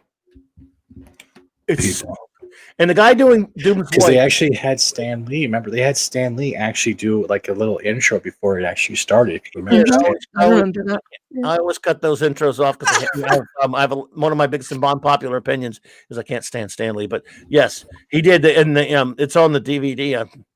But they got a feature where you can cut it off. There it is. Oh God, man, I love this. Now let's see. Is this the first season intro or the second? I don't know. Mr. Marvel himself, Stan Lee. True believers. There he is. I remember when I created God, and then everything else, and nobody else had anything to do with creating anything. You've only scratched the surface. And no dyed-in-the-wool Marvelite wants to be a surface scratcher, right? But hey, not only do you see the world's superhero team I hate him. the pernicious puppet master, you'll also catch him starring on Dick Clark's TV show. This is the first season. It was terrible. You're about to find out. Enjoy. Look how bad this the good. Oh, I only did that one. Oh, my bad. Now, look how bad the opening credits. You don't want to see that actually, but what's it? Mark C. Let's see here. 1980s. Flash Gordon is the best looking Dr. Doom. My bad. I found the real one, but like. I understand your pretenses with Stan Lee. Like, I don't think anybody, nope, no one else helped me. Don't look at Kirby over there. He doesn't exist. He's not there. Yeah. I get what you're saying. But Stan wasn't just known for that. It was his energy. He was a good salesperson, but we don't want to get into the Stan Lee thing, dude. I mean, I wasn't trying to upset you. I'm sorry. No. I'm just saying it's gotten me in so much trouble over the years. This is cool. I will never hate you. Don't worry. Everyone's allowed there. Appreciate that, man. Now, listen, is this the opening? I think so. Now, if it's the first season, it's hilariously bad. Fantastic. Hey, look how bad the art is. Reed Richards as Mr. Fantastic. Sue Richards. Sue is still hot. Yeah, but I don't care. Johnny looked okay, but look at the thing when they show him. Oh my God! And now, Mr. Marvel himself. So fucking bad. And the sound, the song for the opener. Oh, I remember the song, but brother, it was so bad. It's good. Come on. Second season intro is so great. It looks right out of Kirby. They even redrew some Kirby covers for it. Damn. Beautiful. Completely forgot he hit the surfer with his own surfboard. I like the fact that you're wearing these tight blue underwear and like your body seems disproportionate. It's like you got thunder thighs and then your waist gets really small, then your arm. It's like the steroids didn't know where to go. It's so good.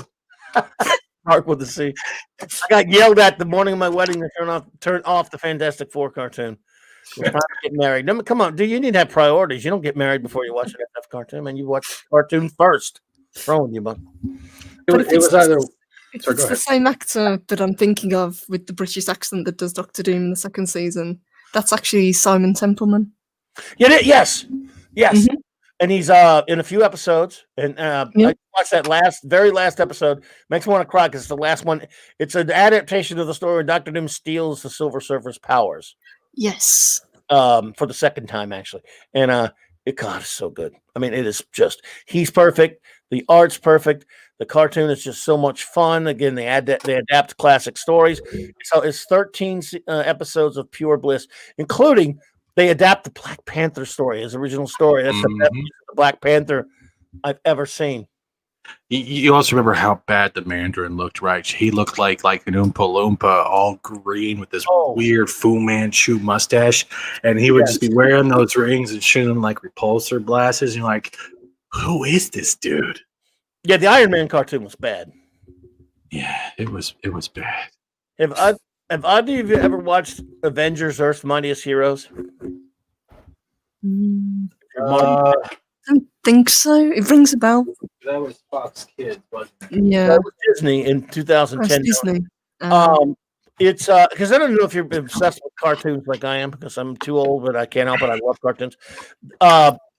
That's 2 seasons of it's so great. If you say Bliss one more time, I'm sorry. If you say Bliss one more time, I will hunt you down. Okay. I'll think of another I'm word. kidding. Did I say Bliss? I don't think I said it. Did I say it? Yeah, you did. Damn it.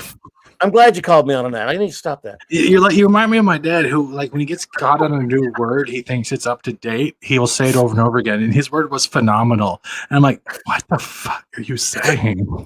So that these chicken wings are phenomenal. These things are phenomenal. I'm like, what the fuck's going on right now? If you like Marvel comics and you like cartoons and you're not too ashamed to watch a cartoon as an adult, remember the cool. Nice, man. Nice. Remember the Justice League cartoon that they did that was so good on the Cartoon Network? I don't know if you like that. Well, the Marvel version is Earth's Mightiest Heroes. I love the Vision. They did a great job with the origin as well. Yeah, see the X-Men one I remember, but I must have missed the Avengers one. Well, the X-Men one was from the 90s, so I mean, you probably it was a Fox cartoon. Before that, they made one little like a pilot that didn't sell called Pride of the X-Men. And later, they came back and put it on Fox and made a new show. My Retro Blasting buddies that I was talking to you about earlier. If you hadn't been to Retro Blasting channel and you love 80s cartoons and toys and stuff, they're great. I have a link in my description there. They have a video coming out next week that I participated in. I'm very proud of it. It's about Pride of the X-Men. Remember the old Pride of the X-Men video game and the one-off cartoon they did? I don't know if any of you have seen that. It's on YouTube, actually. No, I haven't seen that. I'll have to check that out. Pride of the X-Men. The story's kind of goofy. The art's fantastic. The art animation is really good if you love the X-Men and the why Dazzler's on it. Well, he interviewed me about that. Dazzler's on there, but other than that, it's got the real group, And but Earth's Mightiest Hero. If you want to know about, they adapt almost all the great Avengers stuff. And I'll tell you this: if you're a fan of the Hulk, Earth's Mightiest Heroes, that's the best iteration of the Hulk, including in comics, probably that I've ever seen. The characterization of Hulk, and all of them. There's a little movie contamination here and there, like it's that Nick Fury's based on Sam, but that's okay. They didn't fight. Captain America didn't fight Nazis in Yazis. I said it in World War II because Disney wouldn't let them have that, so they fought Hydra in World War II. Yes, Hydra was a country. Yeah, what's up? I was going to say, Mark C. I think it was correct, right? One of the members of Pantera actually did the guitar riff for that X-Men cartoon on Fox Kids. Was it Pantera? Really? I believe so. I have to double check that, but I think it was Pantera who did the. I think it was Pantera. Well, then, there was one around the time, a little bit before Earth Mightiest Heroes, called Wolverine and the X-Men. That was okay. It kind of, after a while, it was like good old Uncle Wolverine. He's like, I don't know about all that one, but Avengers Earth Mightiest Heroes, 2 seasons of sheer geek wonderfulness. Is that okay? Or should I not? No, I don't care. I really don't care.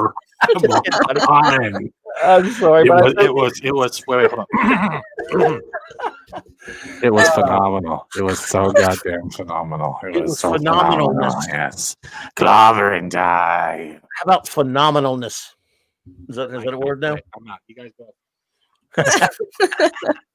Oh, yeah. I mean, God, I love it. And they now we didn't get Wanda because the jackasses at Marvel at the end of the second season decided to can't scrap it because they had their Avengers movie coming out.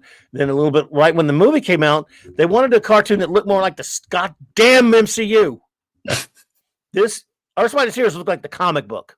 I love the MCU and all that stuff, but the cartoon should have stayed that way. They scrapped it and made a piece of shit called Avengers Assemble that's still going forever. Went forever. We only get 2 seasons of Earth's Mightiest Heroes. Marvel, fuck you.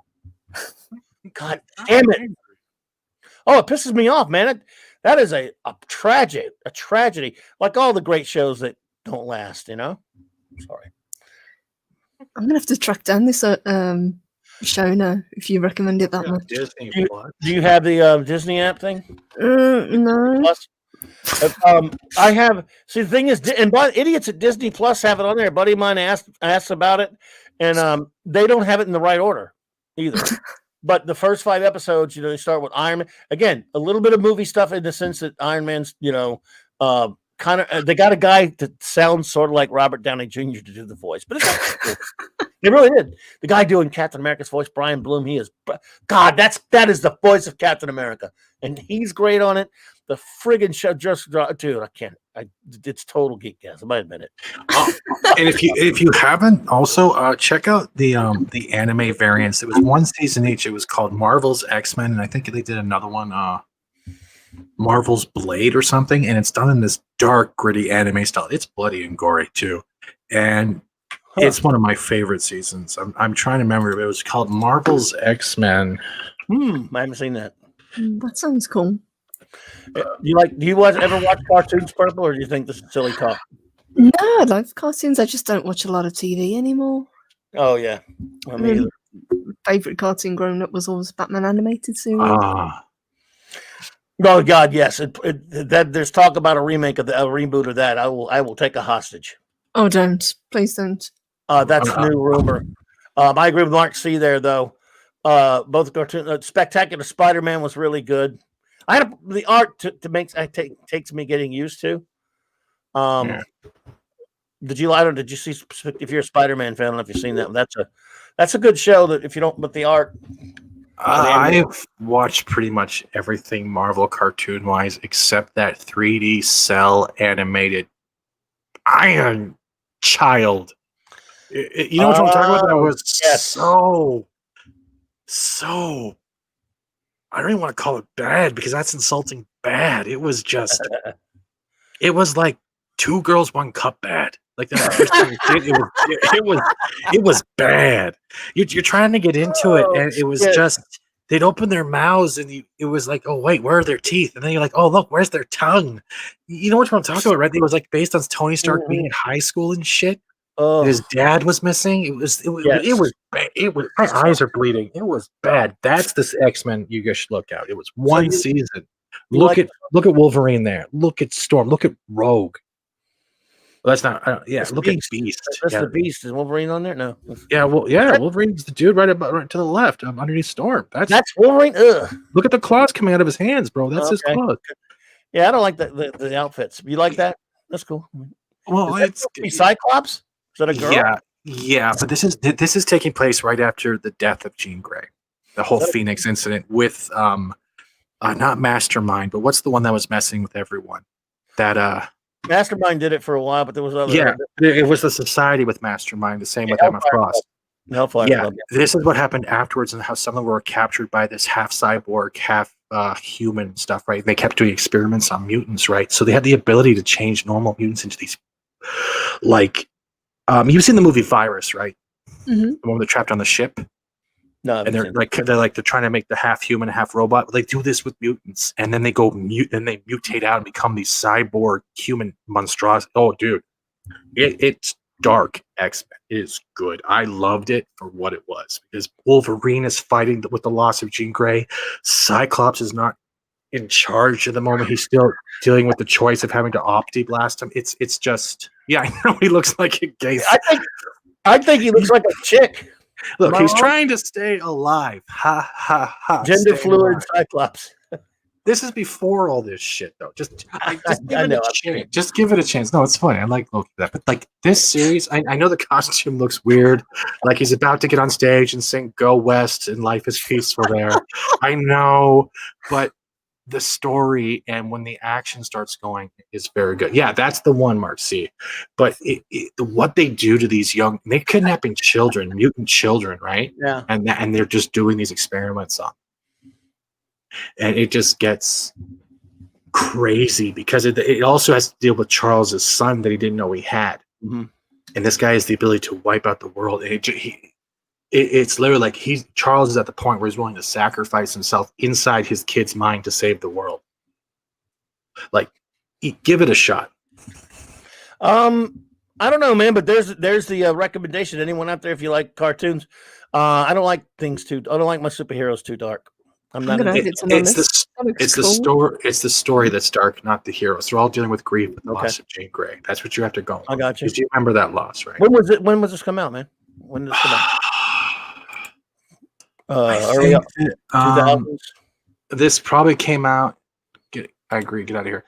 This came out in 2011 from Japan. Let me hear the gathered by X-Men. Yeah, okay. The human they're protecting ordinary humans even as they're being prosecuted by them. In the wake of the death of one of their own, Jean Grey. However, the team has stopped operations for the whole year. Professor X receives word that a mutant girl's gone missing. Sensing there's a large flock going in, they send them out to investigate. And from there, it just goes crazy. He's making fun of me, isn't he? He's making fun of that. I'm gonna get that image out of here before he has more jokes. Loki was making fun of you. He was making fun I know. I'm going along with it. But give it a shot. Like, I know a lot of people don't like it, but it's one of those gems. It had to do with the U-Men. Do you remember the U-Men? Yes. This is where it's going on. Right after the Dark Phoenix and Cyclops having to kill Jean Grey, it falls right after that.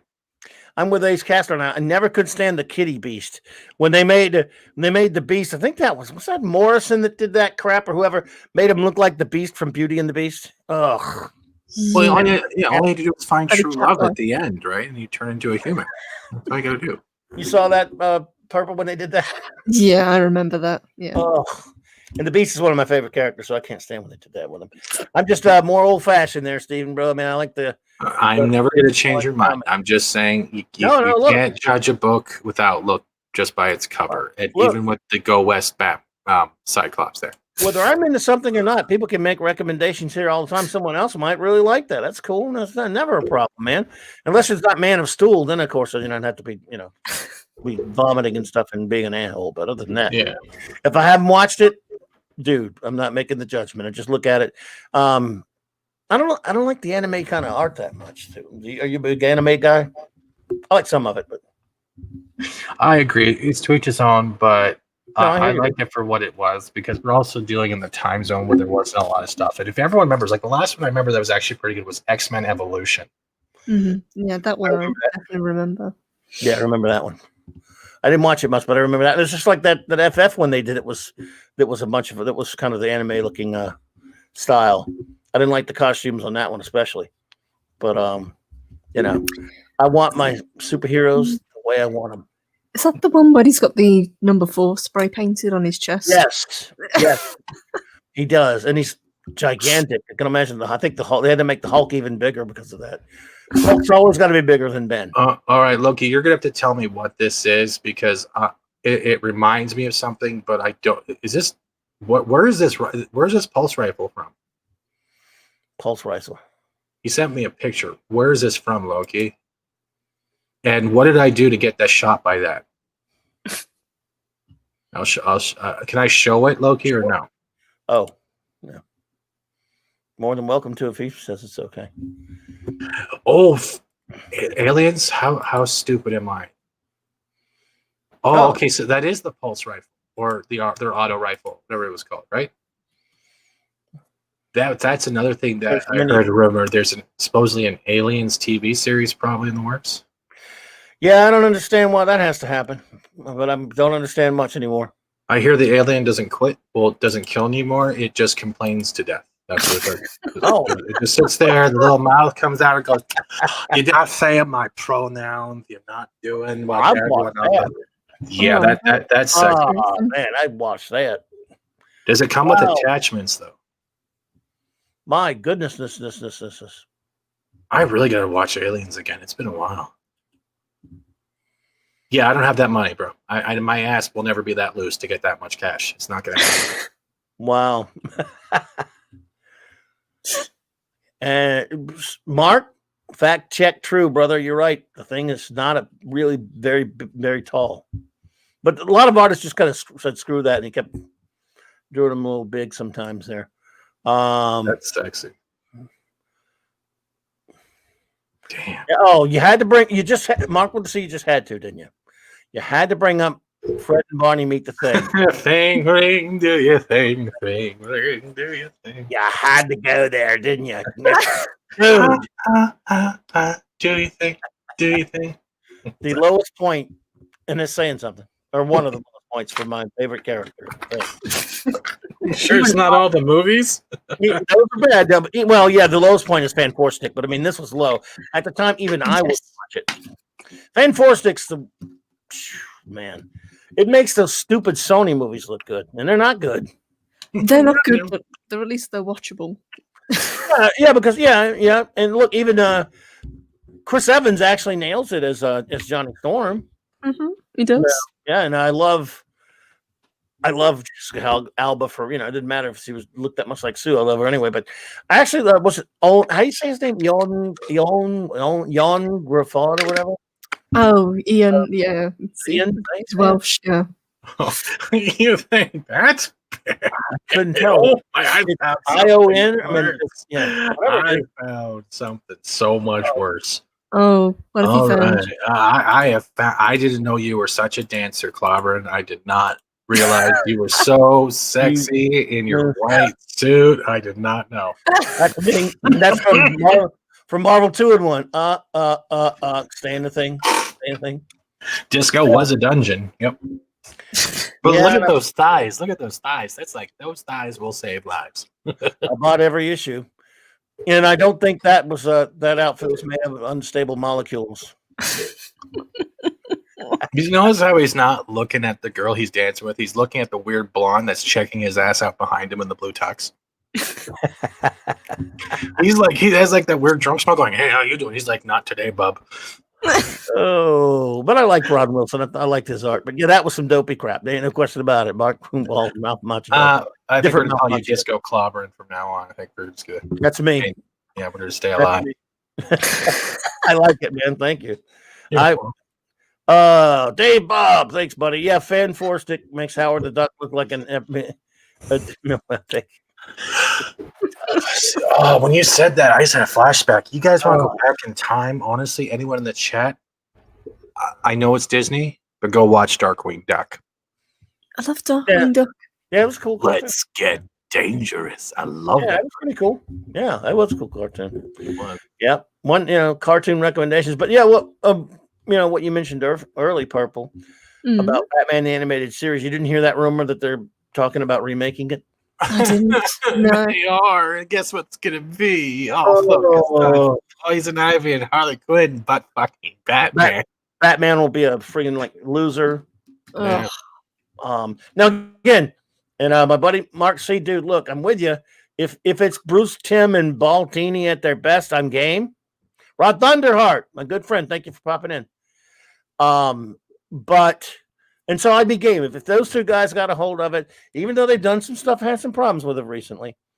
I would be open to it. And any fan of the animated series would want to see if they bring it back, do it right, have Paul Dini and of course Bruce Timm. Mm-hmm. But if it's anybody else, no, thank you. No, thank you. I love that show so much. It's probably my second all-time favorite cartoon series. It is, as far as the Dark Knight Detective Batman is concerned, to me that's the best iteration of the character I've seen, and I'm including comic books because you can go too far and make them you could get too sick with some of the stories they've done. Thanks to Miller, I like some of the stuff, but animated series is the perfect balance for Batman. It is dark. It's got the dark, brooding Dark Knight Detective. Shorter stories instead of long, drag out, epic garbage. I'm looking at you, Grant Morrison. Just so goddamn good. In the end, and Kevin Conroy. And with Thunderheart saying, if you weren't a huge thing of Darkwing Duck, you can always go down back to the Mighty Ducks. If anyone remembers that series, where there were ducks that played hockey, but they also fought crime and had their own duck-billed jet and all that stuff. But then they named a real hockey team after him. Yes, I remember the films, but not the cartoon. Cartoon. They had a cartoon? Oh, okay. Yeah, they did. Yeah. Huh. Well, there you go. Well, I mean, what can you do? They need to leave that alone, and they just because I've had a lot of problems with some of the DC animated. Do you watch any of the DC animated films? Either one in Purple? Do you watch any of those anymore? I know you're more of a Marvel. Fan. Watched any? I haven't watched them for a long time. The last one I watched was The Killing Joke. Oh yeah. Oh boy, that was a mistake. I'm so smart. I went to the friggin' theater to see that. Ugh. Oh, Jesus. It was at this moment I got ripped off. Oh, well, you know, the actual part when they get to the adaptation of the story of the comic isn't so bad, but all that 20 minutes of shit with Batman and Batgirl. Holy crap. Oh, you mean where they get naked on the rooftop and they see how hot her hair could get? Yes, sir. That was disgusting. Sexy. The pointing joke. Hold on, let me pull out my bat condoms and nothing happened. Oh my God. Loki's got all of them though. He's got that big set that had they came out with a set not too long ago, Blu-rays. Yeah. See, this is again unpopular opinion because I hate a lot of new crap. I really was enjoying those movies until they did Flush Point, which I hate, and led into their Screw 52 crap. Hate all the stuff after that, but I made the mistake of watching one the other day, a new one. Go ahead. I was going to say, as much as the Flashpoint movie was kind of effed up, the best part I liked about that was the note from his dad to Bruce. I liked that part of the whole. I'll admit that was okay, but I hated the comic it's based on, and I hated that movie. But after that, I hated him. I'm just like, if you're going to do Screw 52, leave me out. And it's a shame because, man, there were so many good ones before that. The boinking joke. Oh, that's what it was. I love that, Claude. I love it so much. I'm picturing him putting on a condom and has little bat ears on the top. Now spank my ass and call me the Joker. They did one this past year called Superman. What was it called? Superman, the Man of Tomorrow. Mm-hmm. They used the word man loosely. It should be called Superman, the Soy Boy of Tomorrow. Are you talking about the Man of Tomorrow movie? Yeah, you saw that? I did see it, and I was trying to. I can respect where they were trying to go with it. It felt like they were trying to do like the age it was, but it felt very like 50s and 60s in certain aspects, especially with dialogue and interaction. Yeah, it was like, hey, Superman tried to be the Rocketeer before the Rocketeer. That's weird. It's not working. But for me, Superman always has a soft spot in my heart, so I can get past it and just enjoy it for what I get. What you're saying, it's not really Superman, but it really is Superman. You know what I mean? It's in the middle.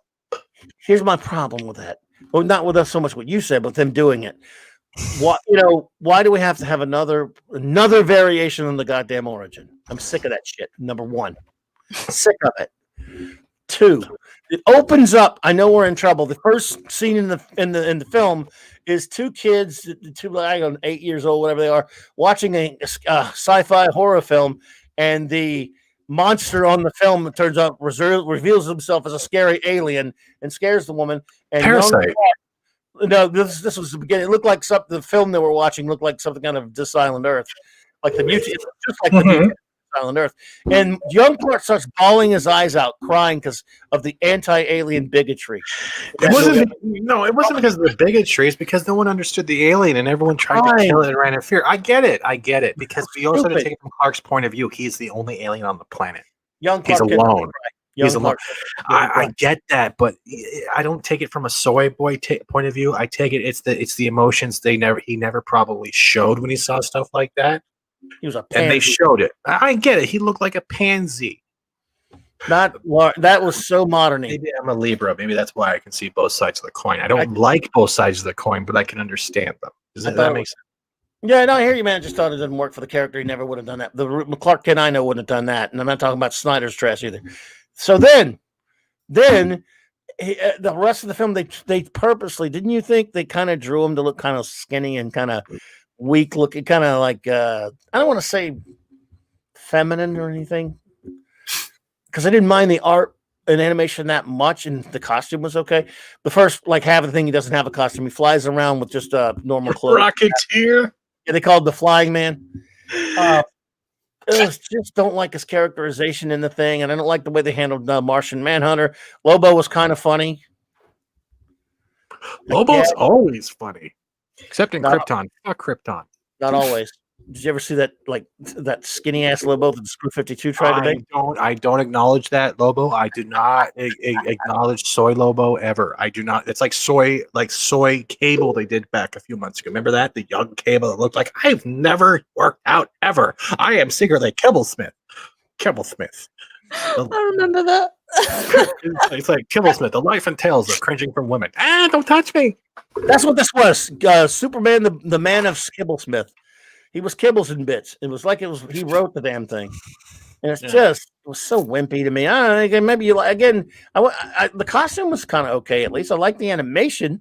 I just think he was a little bit wimpy. If you want to know a good, go ahead. I think there's one thing, though, I think I can love the best out of all the cartoons, not the movies, just like the series and everything in general. I think it's when Gilbert Godfrey played Kiltic Bism. I can never say his goddamn name. I feel like I have dyslexia. Here's how you do it. Mr. Mix Yes Pitalik. It's easy. Mix Yes Pitalik. And you can even say it backwards. Yix Mick Tick a Tick. Mix Yes Mick Rooney. And backwards it's Kill Tip Zixum. Kill Tick Penis. Well, you're still better at computers than me, so you got that. I can say I can type, but I can't talk. I can say one word better than you. You do everything else better than me. You're good, man. Bro, don't ever say that. Everyone has room to move. Everyone has a niche. Don't ever say someone's better than you. They just have a skill adaptment. Don't ever say better. No human is better than another. I will never agree to that line.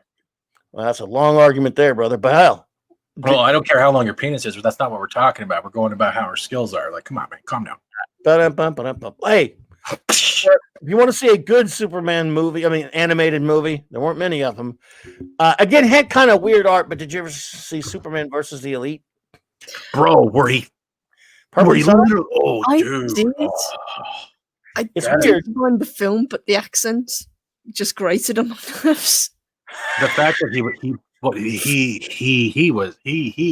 when Superman breaks, like he was on the cusp, he showed how he keeps himself contained. Like that movie was just top tier bad, man.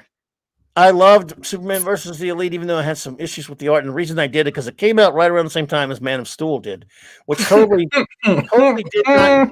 It totally doesn't understand the values of Superman. That movie totally is about the values of Superman. Basically, the Elite were sort of based on, remember that old Warren Ellis comic?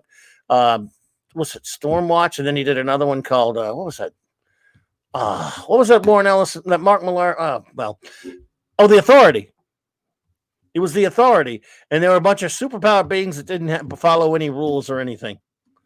And Superman had to show them, and they came all the rage because they were just murdering and slaughtering people, and they had no principles, and they didn't stand up for anything with Superman's values. Well, I thought Superman versus the Elite was wonderful in that respect because it talked about he had to show them a better way, and he beat them without, slaughtering them, but he scares the shit out of them at the end. Did you see that part? Remember where he basically makes them think he's going to kill him? Yep. And then I love that stuff. Yeah. I love Superman for his values. Any character can just punch things and have superpowers. It's not that he can punch and have superpowers. The fact is he has to maintain and control his strength at all time because him picking just normally grabbing a cup.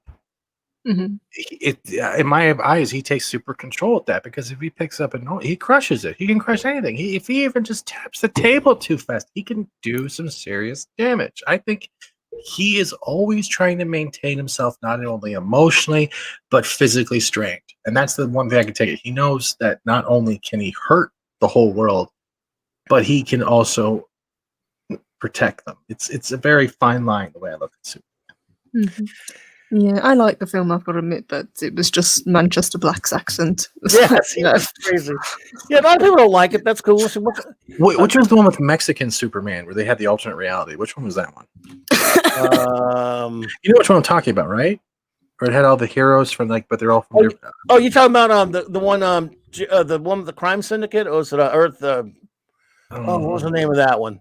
One with James Woods as the Owlman when he met what was that JLA? What was that JLA Earth 2 or something? I'm trying to remember. I loved by the way, Loki said love that movie. What movie are you talking about, Loki? Talking about He's talking about Elite. Gods and Monsters. Gods and Monsters. That's the movie that came out. I hate that one. Superman. Yeah, I hate that one. You like that one? It was interesting. I was always expecting him to beat his enemies with oranges. Sorry, went there. Had to. JLA, that last episode of JLU when Superman cut loose on Darkseid. That was fantastic. Remember that? The last episode, because you're just talking about that, how he has to control himself and all that stuff. Well, Darkseid had pushed him too far. It was that very last episode of Justice League Unlimited, and he gives Darkseid this little speech. You know something about being me, Darkseid? You always have to hold back, and you're so afraid you're going to hurt someone. You know what? I'm not going to hold back now. And he beat the living crap out of him. And there's also another cool part where Darkseid fires the Omega beams at Batman, and Batman escapes them. And he even notes nobody has ever dodged an Omega beam. Then I have a question. Who would win in a fight? Wanda, Scarlet Witch, or Superman? Superman. But Superman's weak to mystic powers, especially reality bending. Hers aren't really magic, but sort of. But he is. But there's a reason Superman would win. You want to know because you said so? Sort of, but it's a little more complicated. Is it because he lives down by the river? No. No. It's because he's Superman. Okay. And he's supposed to. And he's really smart. Unlike Zack Snyder, who just thought he was just a clod and a fool who didn't know anything and could just punch things. Superman is super intelligent, and would find a way to win. It's like people say Batman could beat Galactus. He could. He'd call the Fantastic Four. I'm sorry. I don't know. It's comic book logic. It makes sense. Yeah, I think comic book logic is code for Clobbering says it goes, so it goes. Haters. Well, it's like when people say, why can Batman do all this crazy crap he can do? It's because he's Batman. Well, Batman can literally kick a tree in half. But that's training. That's because of training. It's not just because he's Batman. He doesn't go, I am the Bat. Like, what am I going to say? I am the Batman. I'm going to walk out and start kicking down trees. It's because he's Batman. You know why? Where's Steven? Oh, he was trying to pretend to be Batman, and he broke his leg kicking trees. It's still because he's Batman. Yeah, Crisis on Two Earths. That's it. That was the one. James Woods, Owlman. The Batman voice in that by Billy Baldwin's pretty bad, though. But it's good. I like that one. Owlman was perfect, though. Oh, James Woods was great, man. Oh, yeah. I love James Woods. But yeah, that was a good one. I loved New Frontier, which was based on the great comic book. Except I don't think I saw that one. Justice League New Frontier. Have you seen that one, Purple? Oh, God. No, that one doesn't ring a bell. Oh, my God. It's so good. Now, again, there's one aspect of it that I didn't like about that they did with it was just a personal thing they did with Hal Jordan. This thing is basically it starts the characters off in the 40s and it moves up, just in the timeline. And it's the artwork is beautiful because it's based off of that beautiful Darwin Cook art for the comic book called Justice League New Frontier. And the movie does a wonderful job of adapting it. Obviously can't get everything from the comic. But New Frontier is just beautiful. I love that one. How have I not heard of this? Dude, you're kidding me. You've got to see I'm watching the trailer right. How did I not hear about this? It's fantastic. I love that. Oh, wait, no, I'm done. It has that Wonder Woman skirt. I'm done. I'm out. No, I hate that fucking skirt. I hate it. It's so great. And it's not that she looks like Butch woman. She has like that, like, hi, it's ma'am Wonder. She's not in it a lot either. I mean, it's mostly about Superman, Batman, and John Jones, but the other characters and Flash and Green Lantern and stuff like that. And God, it's just beautiful. If either of you could ever find that one, you've never heard of that one. Wow. No, that's what I missed. That's from 2013. I'm surprised I missed that. What about? I'm curious to see The Long Halloween when it's released. That could be good. That was a good comic. Gotham Knight was all right. I did like Year One. Public Enemies, I don't remember seeing. It was okay. It was pretty good. Hell to Pay. The one Escape from Arkham is pretty much my favorite of all time. I don't care. It's the best Suicide Squad movie ever. I'm like, they gave you a little anime movie to make a movie, and you made Enchantress. Yeah, terrible. That one was based quite heavily on the Arkham games as well, wasn't it? Yeah, especially the character designs. Yes, I think so. I've not seen that one, the one you're talking about. Have you either of you seen All-Star Superman? Yes. The comic's better. It has more great. I mean, they kind of abridged it, but I love the All-Star Superman. What about you, Purple? Have you seen that one? I haven't seen that one. That's Grant Morrison, isn't it? Yes, the comic, and because he does comics I love and some comics I hate, but I love the comic book. But in this one, as you know, it's a movie that can't get all 12 issues of a comic in it. But they did a great job on them. I thought they did a great job on the film. What did you think of the Judas Contract? Besides Starfire hot as fuck. I can't watch it. Oh, okay. I can. I just I can watch it all day long. That's a classic story from the original Wolfman and Perez Teen Titans, and for them to screw it up to make it Screw 52 Teen Titans is a disgrace. And I would like to. Yeah, but Starfire was hot. I don't care. Well, I mean, I understand that, but like that's a weird though. Like we haven't seen any movies with Raven older, and it kind of bothers me. Yeah, she should have been. They've always made her way younger than she was in the old original New Teen Titans. Yeah, that was still a great series, but yeah, see that series. I didn't like the art on that series, but I respect a lot of people liked it. You talking about the first Cartoon Network one? I was kind of sad to see that because I didn't like the animation style compared to George Perez, which they were going to do a cartoon based on his style, and didn't. Wait! There was a Batman and Ninja Turtles. I missed this too. Yeah, that was fairly recent. Oh God, the cover's horrible. I heard somebody say it was pretty good. Who was a Turtles fan? The cover's horrible though. Huh. Okay. Well, I mean, I don't know, but I've heard people who are Turtles fans said they like it. So I don't know. I've not seen that. Like we said, right? You can't judge a book by a cover. No, you can't. God, no, not usually. Damn! Look at the turtles with their look. It just looks weird. Wild T, hello there. Let's see. Look at their faces. Look at Leo. Leo's like, I'm gonna do you in the butt. Like, come on, come here. Yeah. And then look at Donatello in the back. He's like, I could really use another Oreo. And then you got Raph going, I left my steroids at home. And then there's Batman in the back going, what the fuck is this? The hell was that? Wow. Well, they say it's good. I'm not much of a Turtles guy because I'm too old, but I know people who like Turtles that liked it. So you never know. I might watch it. It's the faces, though. God damn it, Leo. Yeah. God, stop looking at me. God damn. I know you've both seen Batman Under the Red Hood. Yes. I'm waiting for that game. Here, guys. Hi. Where's the Ninja Turtle? Look at that. Look at that. What? Look at it. I don't ever I remember the cartoon. I don't remember them ever having teeth. It's so weird when you see them with teeth. Yeah, I don't remember teeth. I mean, he looks on the Donatello's head. It looks like they took the thing, like body structure, and stuck it on Raph too. Yeah. And Donatello looks like that looks weird. He should be in an episode of Intervention on A&E. I can tell you that I don't know for sure, but I'm sure. I bet the art on the animation doesn't look like that in the cartoon. I mean, you could, but that's just like art for the box art. I can't stop looking at Leo and Don. It's so bad. Yeah, the Thing it's not supposed to have teeth either, but Neil Adams doesn't know that. Nah, well, it's the same as Liefeld doesn't realize that Deadpool is supposed to have feet, but he can only draw 1 foot. I'm sorry for Liefeld fans. He's a good guy, but oh god, man! Liefeld has fans. Yeah, he does. You should have seen the okay.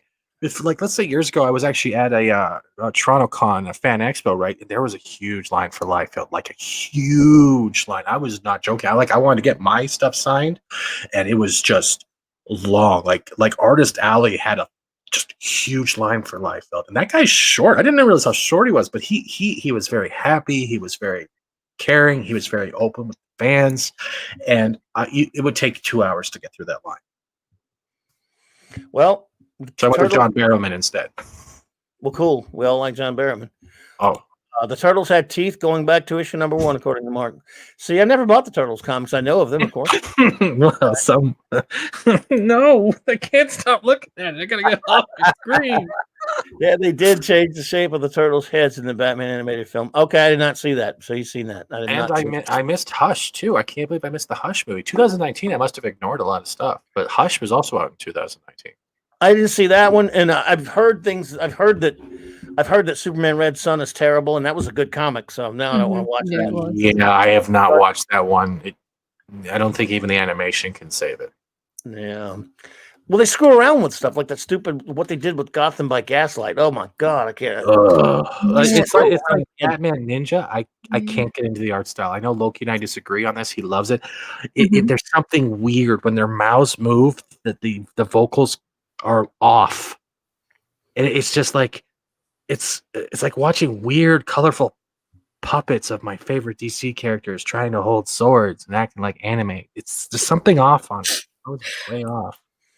I quite liked it, but I've only ever seen it once. They The Batman anime one. Oh, the ninja one. And the ninja one, yeah. Okay, gotcha. What did you think of Bad Blood? Bad Blood. I didn't see that one.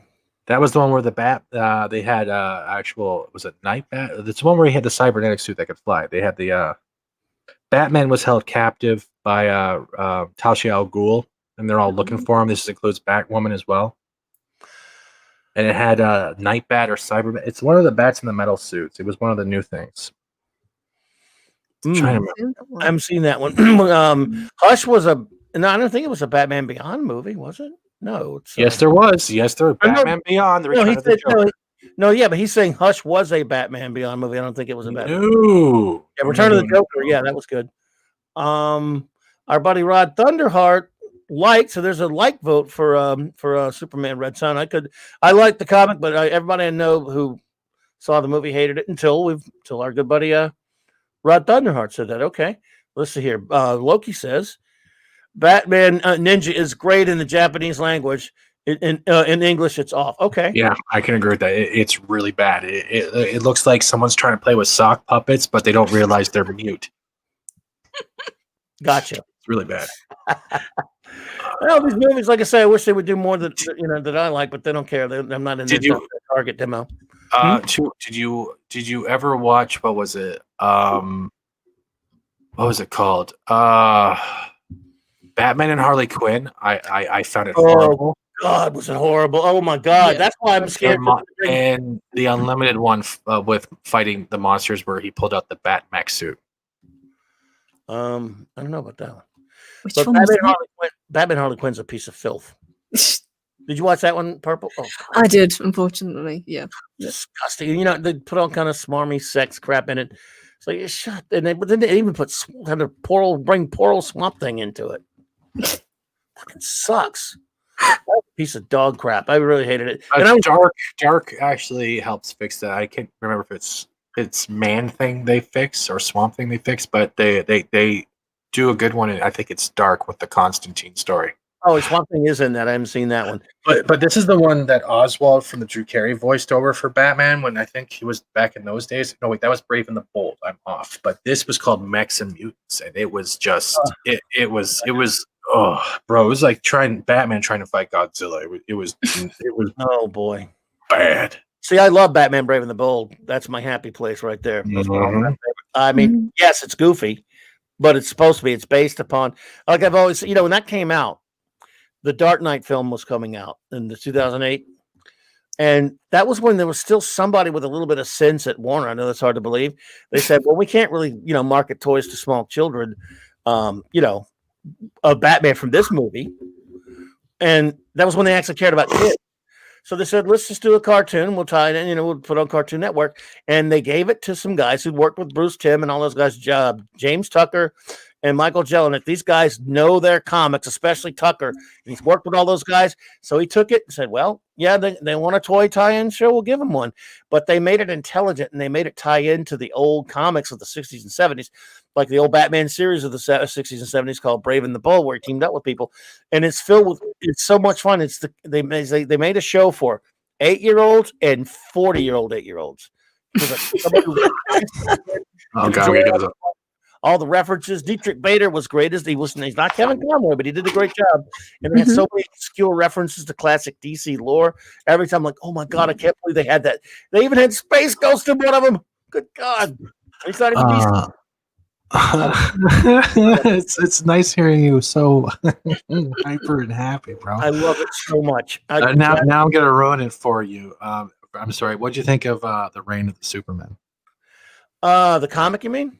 No, they actually did a movie. Oh, I wouldn't. I did not watch that. I saw that first terrible Superman Doomsday. I've never been a fan of that stuff anyway. But I have not seen Reign of the Superman, and will not be watching it, sir.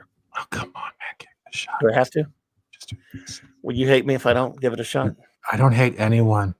It's too much wasted energy to hate anyone. You just gotta pretend they don't exist, because there's no point in wasting energy on someone that just makes you worse. No, I got you. Purple has to run there. I hope you're feeling better, my friend.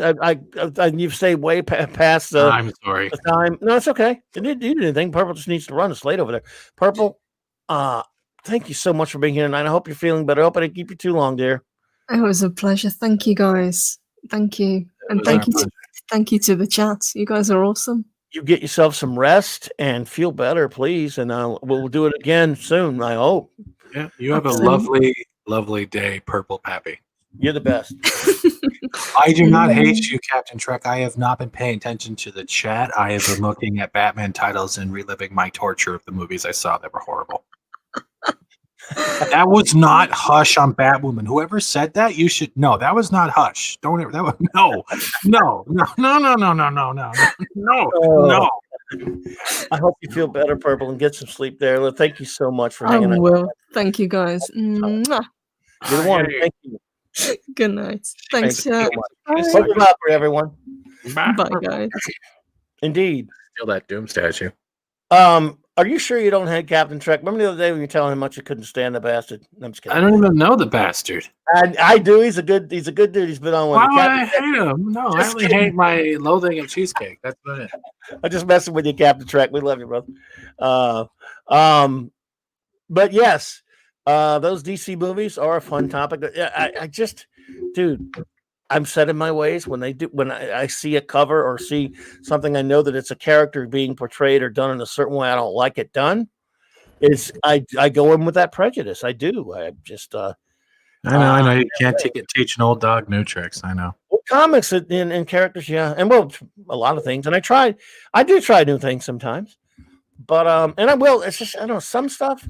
When did Reign of Superman come out anyway? I don't even know when that one came out. I think that was 2020 or 2019. It was recent because it was one out. Yeah, but I liked it because it was just something I could see the actual comics I read in action. It's never going to be exact, but it was something to just anything that's not woke crap. I will give a shot to. Mm-hmm. I'm with you there. Yeah. I was the last one that I watched before that one we just talked about. I was so disappointed in it was the Superman, the Justice League versus the Fatal Five. Because I'm such a huge fan of the Legion of Superheroes, and the Fatal Five are Legion of Superheroes villains, and it looks like the style of the Justice League cartoon, for the old one we were talking about, the Bruce Timm one.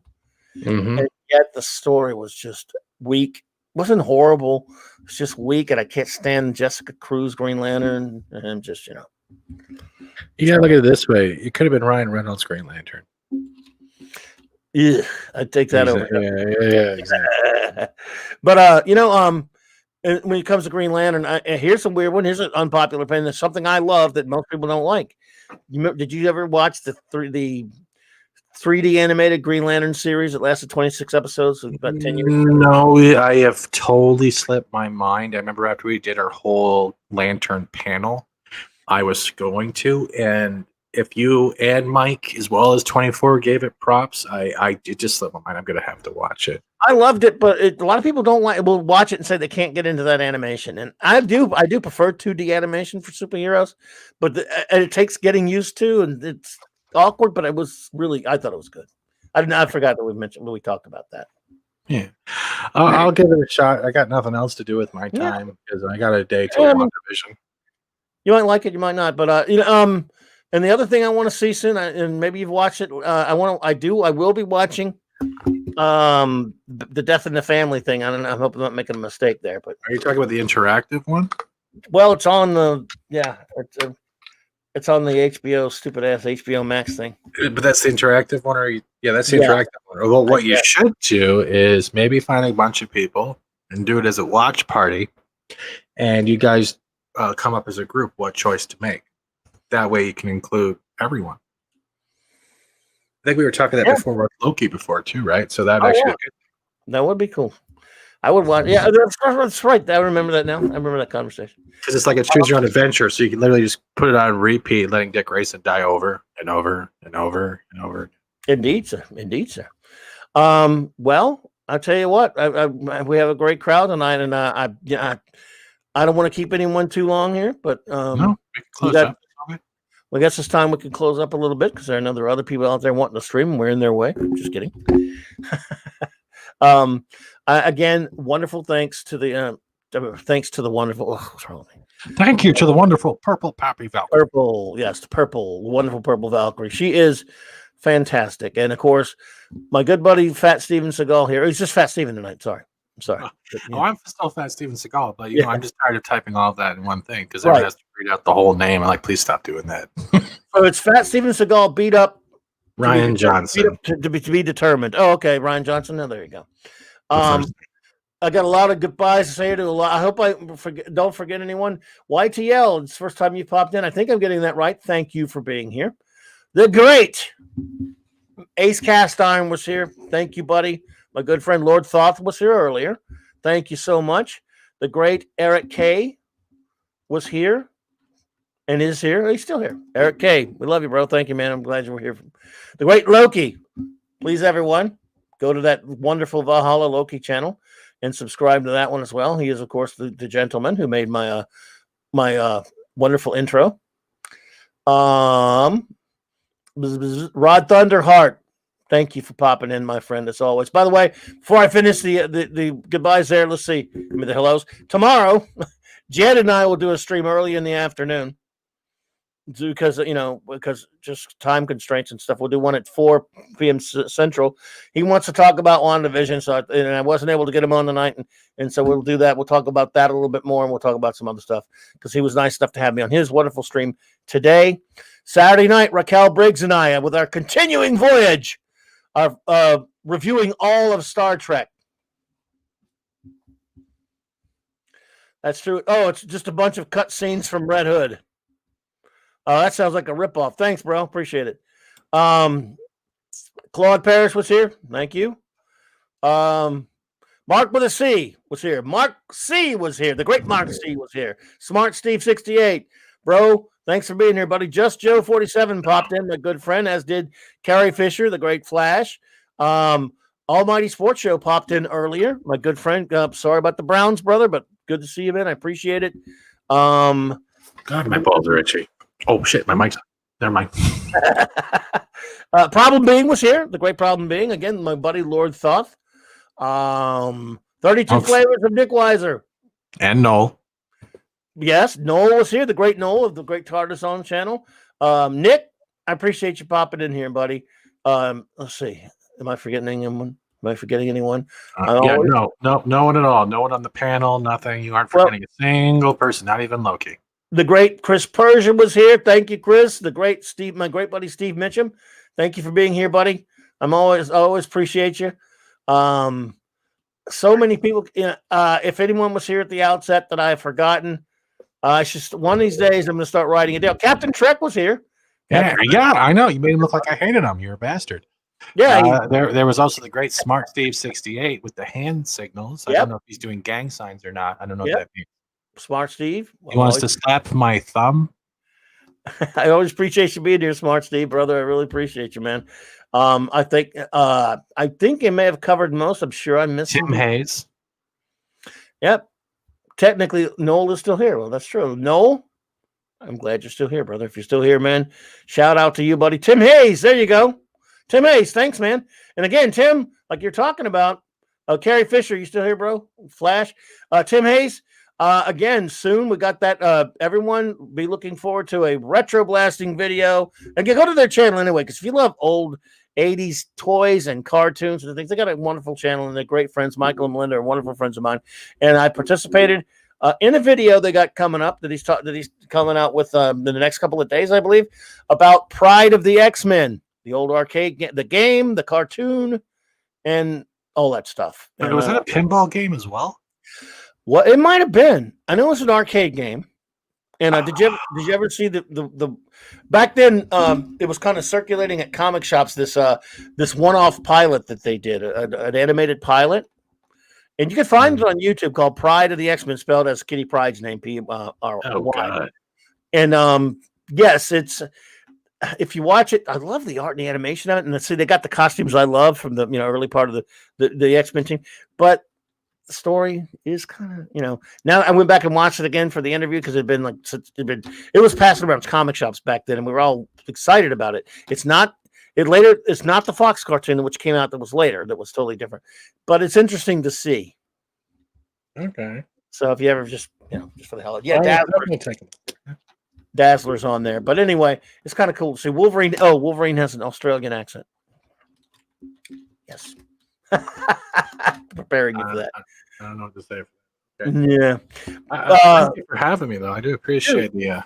We thank you for coming, man, and entertaining us there. We really loved what you're doing with the. By the way, please go. I don't have it. I don't have a link to it. I wish I did, but please go. How do they find your channel? I think they put it up earlier. Just follow the path at Cheetos. That's pretty much it. Hold on, I'll give it to you in the private chat as soon as I yeah. Okay. Please go to Fats. If they did a search Fat Steven Seagal, would they find it that way or just Fat Steven? I don't know how many Fat Stevens are on here. I really don't know. Well, I'll find out right now. Let's see here. Let me do a search, see if I can find it that way, so at least they'll know. There you go. It's in the private chat in case you need it. Oh, you put it up there? Okay. All right. Let's see. Bop. Because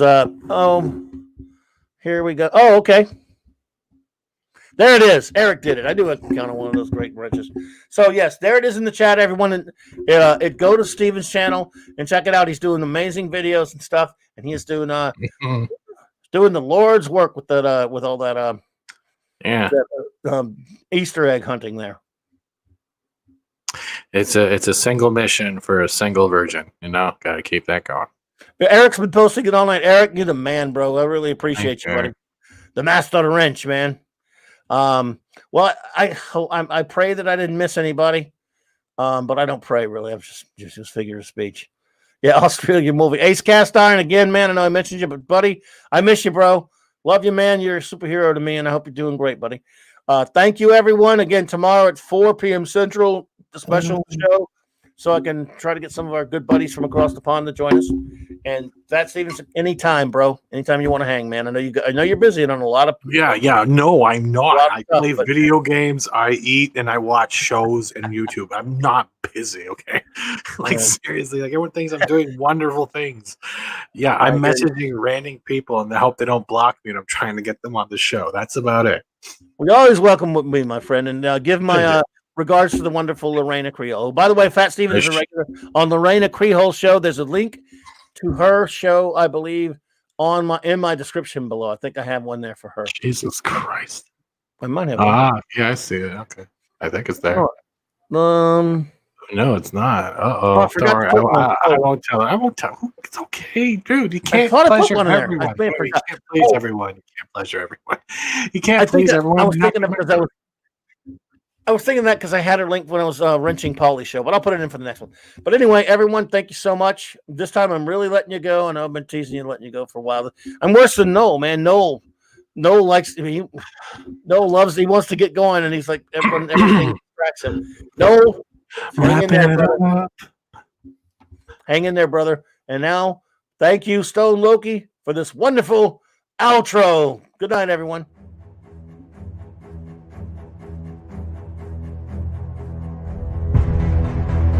Clobbering time.